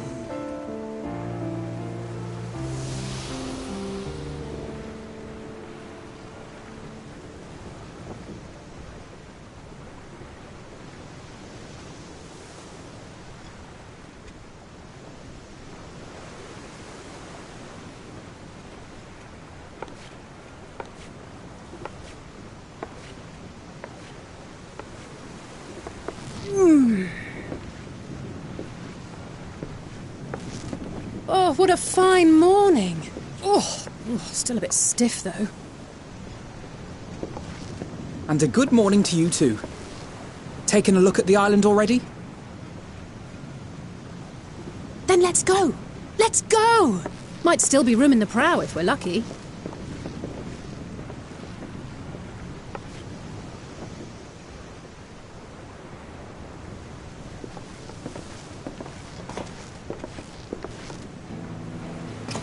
Ah, the sleepers have arisen. There she is.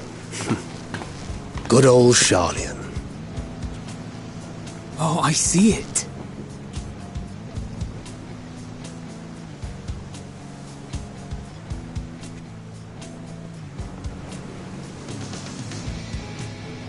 Home. Home at last.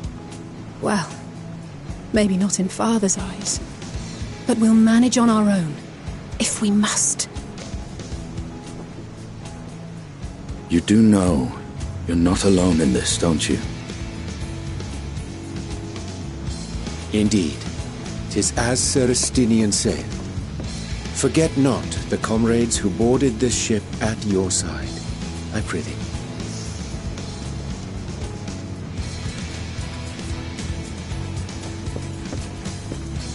Thank you, my friends. We are ever grateful for your steadfast support. Upon arrival, we will be disembarking into the heart of Sharlayan proper.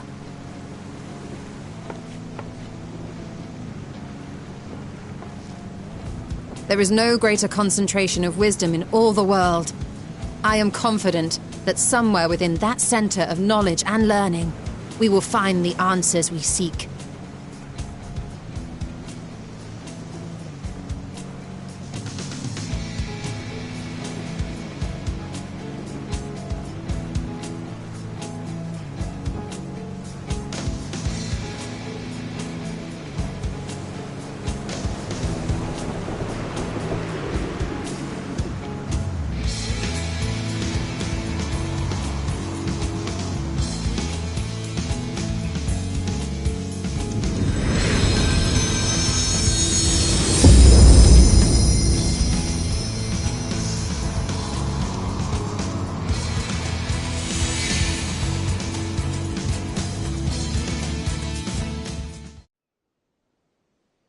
Sharlian, the solitary island nation of the northern seas.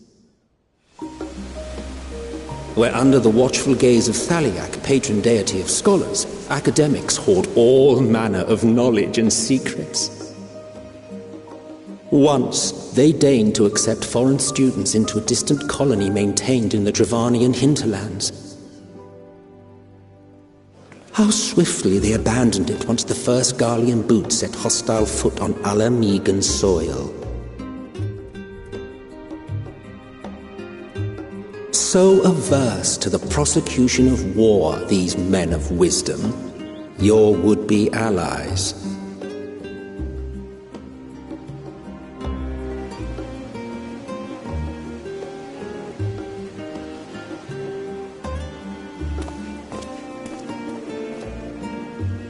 I thought they'd never let us off the ship.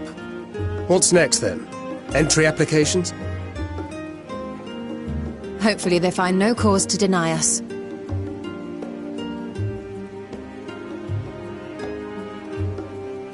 Hasn't Sharlian all but severed relations with foreign powers? Those of us without direct ties, myself included, may be refused outright. 'Tis true that, as a nation, Sharlian only forms trade agreements with a select few neutral countries. But from a practical standpoint, an island cannot afford to be overly strict with its borders, especially not if that island's people are wholly devoted to the accumulation of knowledge. If one submits the proper paperwork, with satisfactory evidence of identity and intent, then foreigners may be granted entry. May.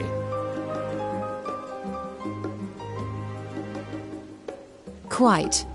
So let us be absolutely clear on these points before we proceed. The immigration officer will ask for your affiliation and your purpose of visit.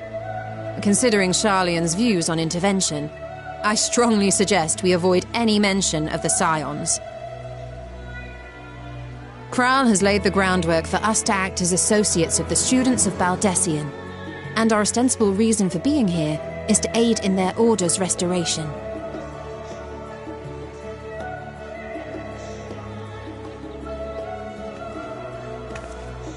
Grahatir, it might expedite our progress should an actual student be seen at the head of our little group. Would you mind leading the way? Of course. The immigration officers were this way, as I recall. Shall we?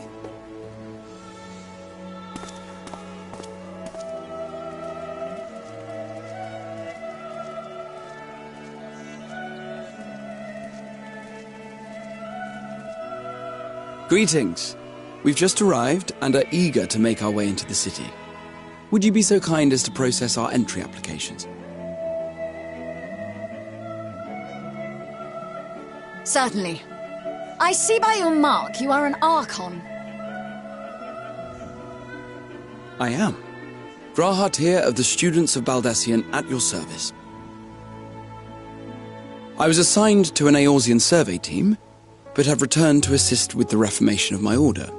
My associates here will provide additional support.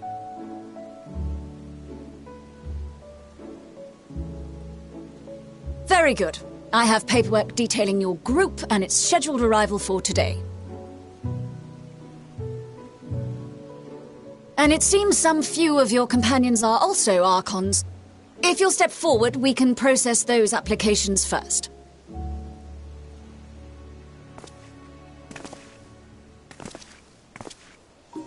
Ishtola rule.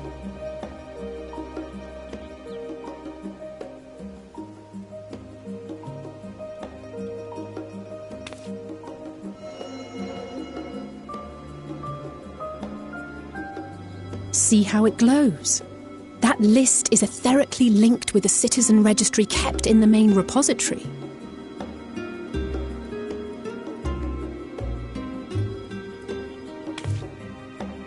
I've confirmed your status as Archons and amended your travel records accordingly.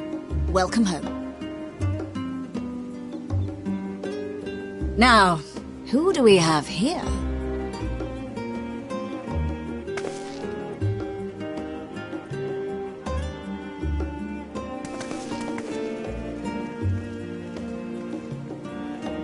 Alphino Leveilleur. And Alizé Leveilleur.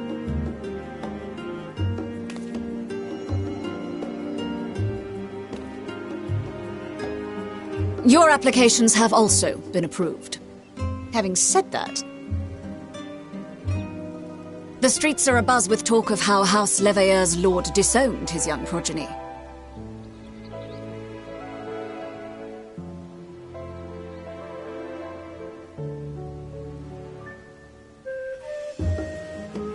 And while such personal circumstances constitute no reason to deny you entry, I urge you to avoid exacerbating your present situation. Times are quite troubled enough already.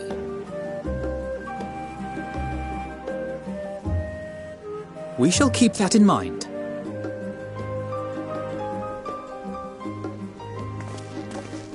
These last two are not Sharlayan natives, but you will find their credentials are in order. An application was made in advance.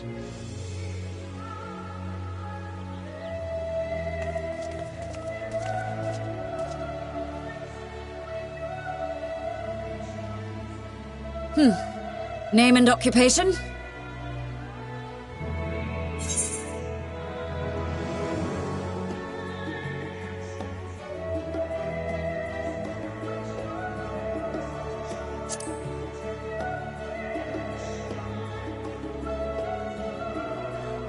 Indeed.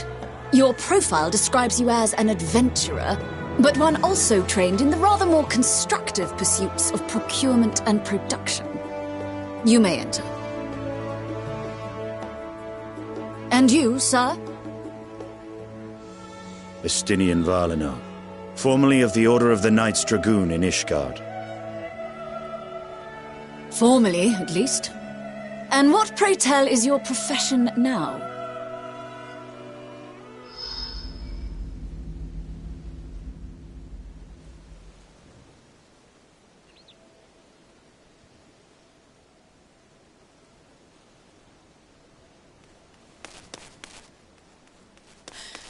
If you'll allow me...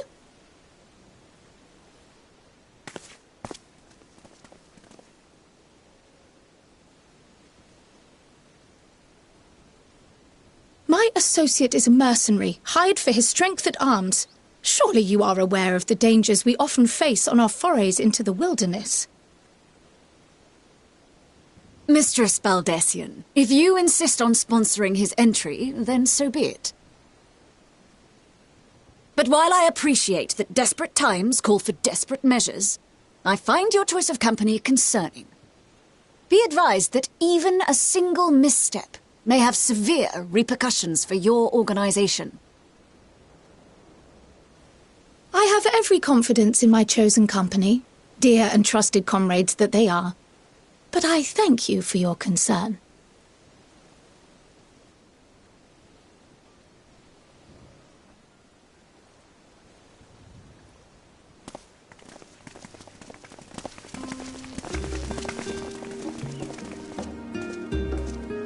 Croyle!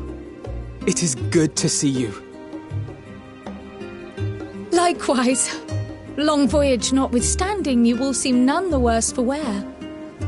There is much to discuss, but this is hardly the place. Let's be on our way, shall we?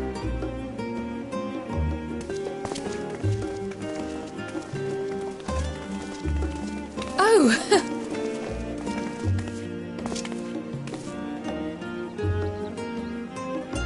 Welcome, friends, to Sharlayan.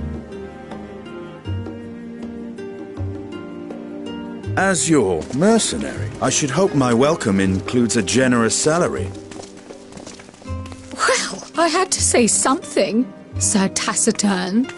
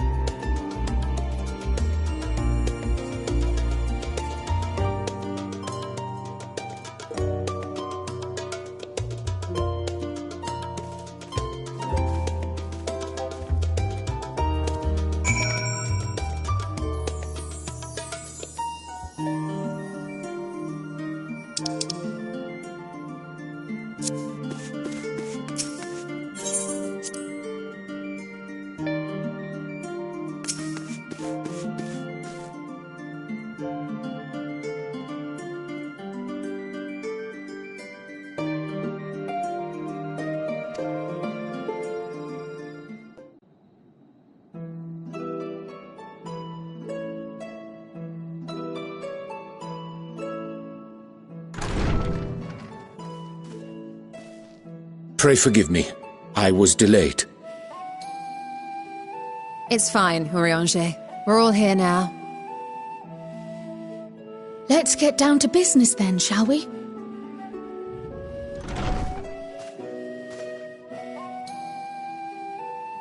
Come what may, we must prevent the Telophoroi's plans from coming to fruition. At present, I see two paths for gathering the information which may aid us in achieving that goal. The first involves an investigation into the change which has come over Sharlayan, not to mention the recent inscrutable behavior of the Forum. As most of you know, the 99 members of the Forum are elected from the general populace. This alone guarantees a plethora of opinion with regards to foreign policy. The bibliotheques, for example, are a group of conservatives which would have Sharlayan focus on recording history, while remaining entirely uninvolved in the making of it. And at the other extreme, we have advocates for proactive diplomacy and direct intervention. My grandfather Galef was one such member, as was Archon Louisois. Yet despite our diverse factions and philosophies, the recent vote to deny Eorzea's request for assistance was unanimous. Even more concerning was the fact that many cited other, more pressing duties as justification for their recalcitrance. Fortuno's refusal in Gridania had those same undertones. 'Twas as if, having stared unblinking into the face of impending doom, he had simply turned away to pursue something more important. But what could that possibly be? A mystery indeed, and one which I ask for your help to solve. Our future may depend on it. As for our second potential path, it concerns a request made directly to the students of Baldessian.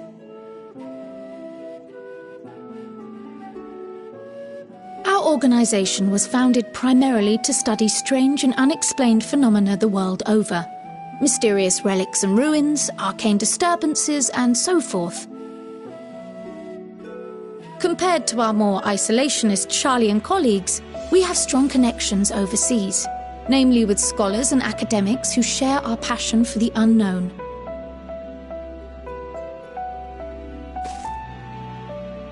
The request in question comes from one such acquaintance, Nidana, an alchemist residing in distant Thavnair.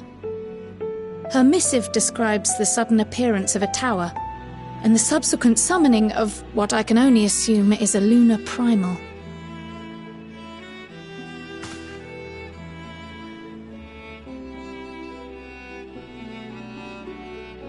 In response to this threat, the satrap of Radzat-Han, the individual who governs the city-state, has instructed the alchemists to find a means to deal with the spire. The artisans of that land are heirs to an ancient tradition, one rather unlike that of their Uldan counterparts. 'Tis possible, nay, probable, that they have gleaned truths unattainable by Eorzea or her Far Eastern allies. They do, in fact, appear to have a strategy in mind, though it will require further research. To that end, they have requested an introduction to a capable warrior shielded by the blessing of light. Assuming we divide our forces to pursue both of Kraal's lines of inquiry, then having you join the group heading to Thavnair would seem the obvious choice. But the investigation in Sharlayan is of vital importance as well.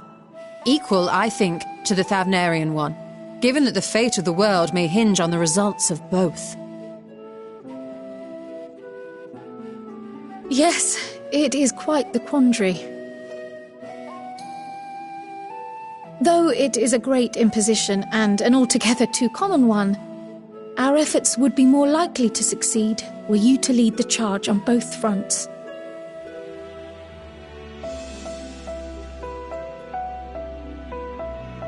You are indeed our champion. As to which task to tackle first, we will defer to your decision. Let us next decide how everyone else might best be assigned. As for myself, I shall continue what I've begun in Sharlayan. I should also like to steal the services of an Archon or two. And thereby gain access to a greater range of reading material. I will help with that. Allow me to offer my assistance. I have some small amount of experience in the field of research.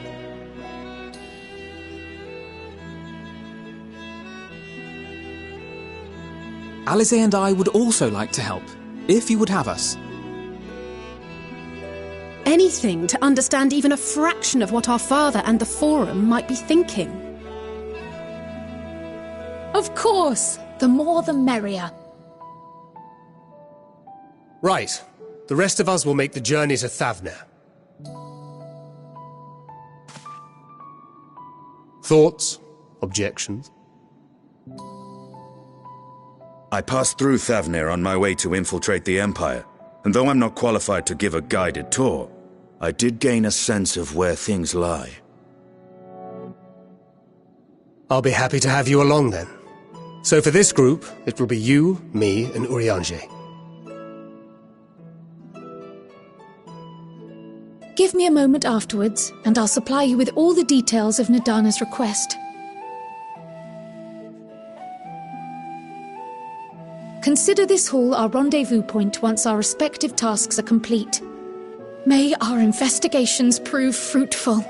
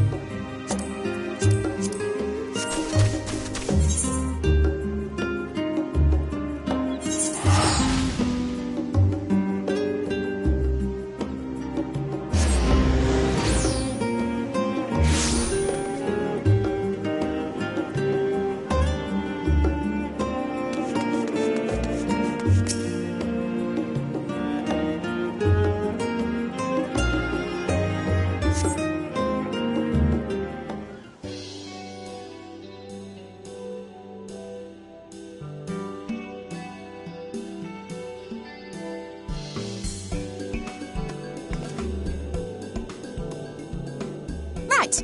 We're all set.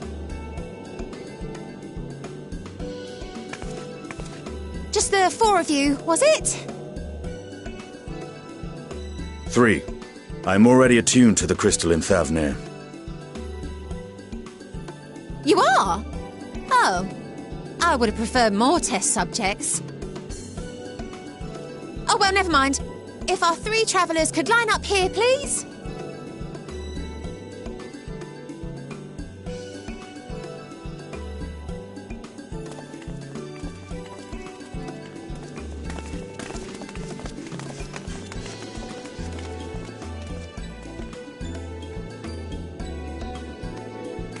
Yes, right there is fine. Take a deep breath, and I'll soon have you soaring through the ether.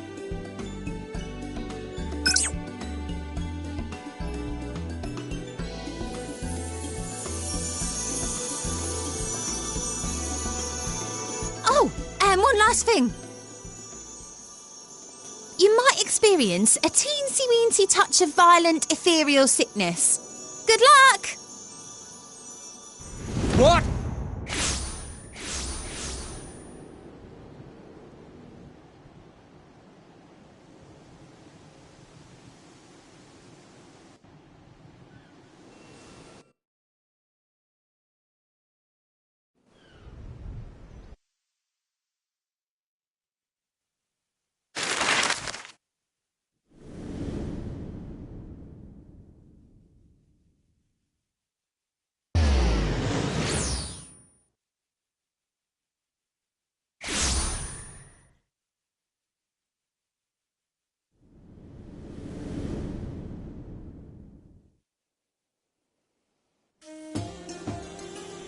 Thavnir, home to city-state Rads at Han.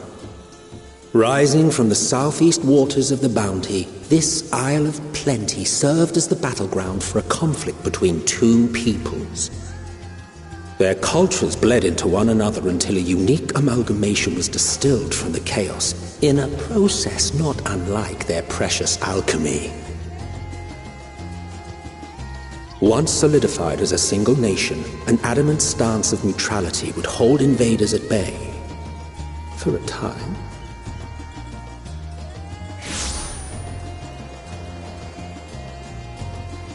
Now across this vibrant isle creeps a fog of malice. What choice do you have?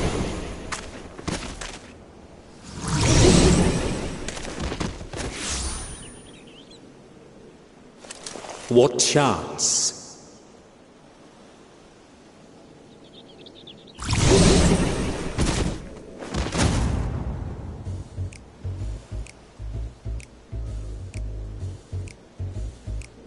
Against such an insidious foe.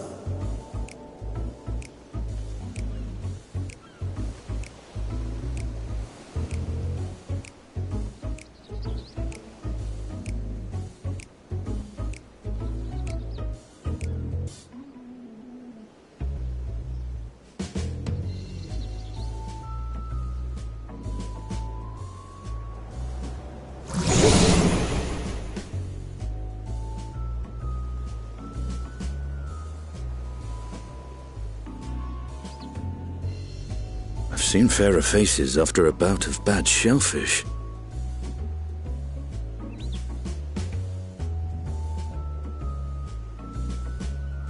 Let me bring you something to drink. That should help settle your bellies.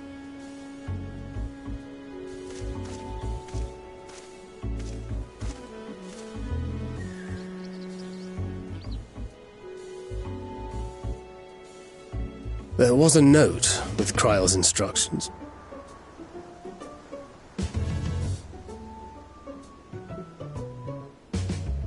Don't let Estinian roam the markets alone.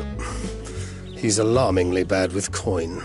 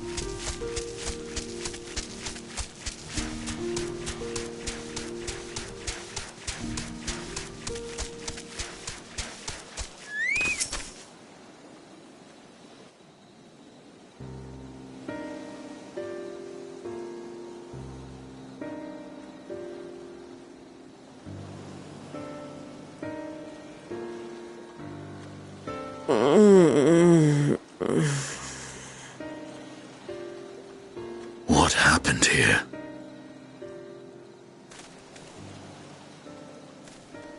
Their dress marks them as alchemists. I see no evidence of injury or poison. Thinkest thou they but slumber? I believe so. Whether it is by choice is another question entirely. Oh, we have guests. You must excuse the poor welcome. Long days and longer nights have taken their toll, as you can see.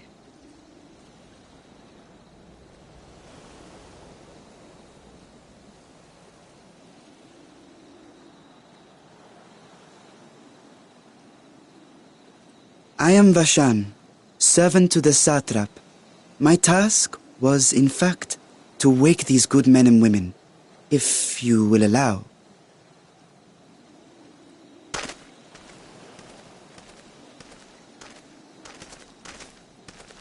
People of the great work, I come bearing new scales. Scales? We have new scales?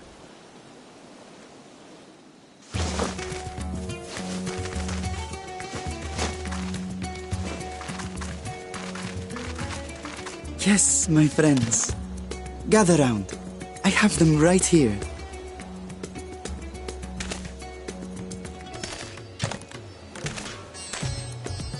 Oh, happy day. Now I can continue my experiment. Many thanks. One for me. Those are dragon scales. Yes, such materials are vital to their most pressing research. And we are fortunate to have them. Our experiments are so close to bearing fruit.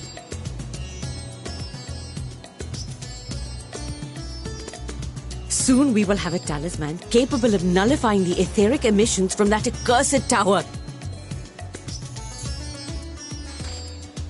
Did I say something wrong? Are you not here with Varshan? Wait, who are you people?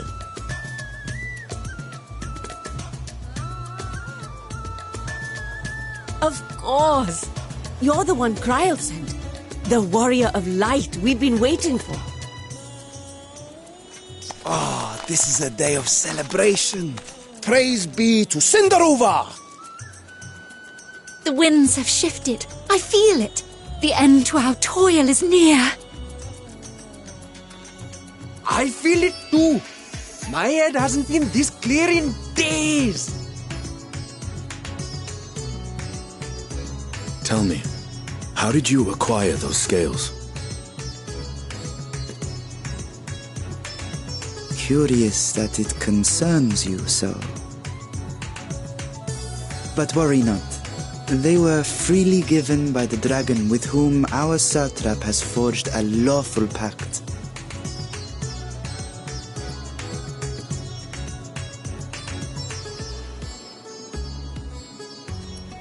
That is well. You must be quite familiar with Dragonkin, yes? Is this their congealed blood I see on your weapon? Speaking of dragon blood, you yourself have been infused with it, have you not? I should like to draw a file or two, if so. Now, see here. Come along, come along. I must insist that you visit our laboratory. Cease your shoving, or so help me.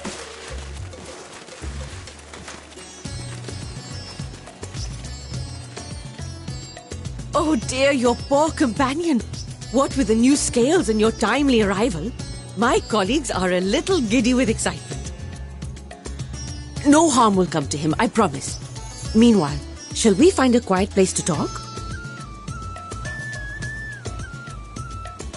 As you may have guessed, I am Nidana, the alchemist who sent the request to your Mistress Kryl.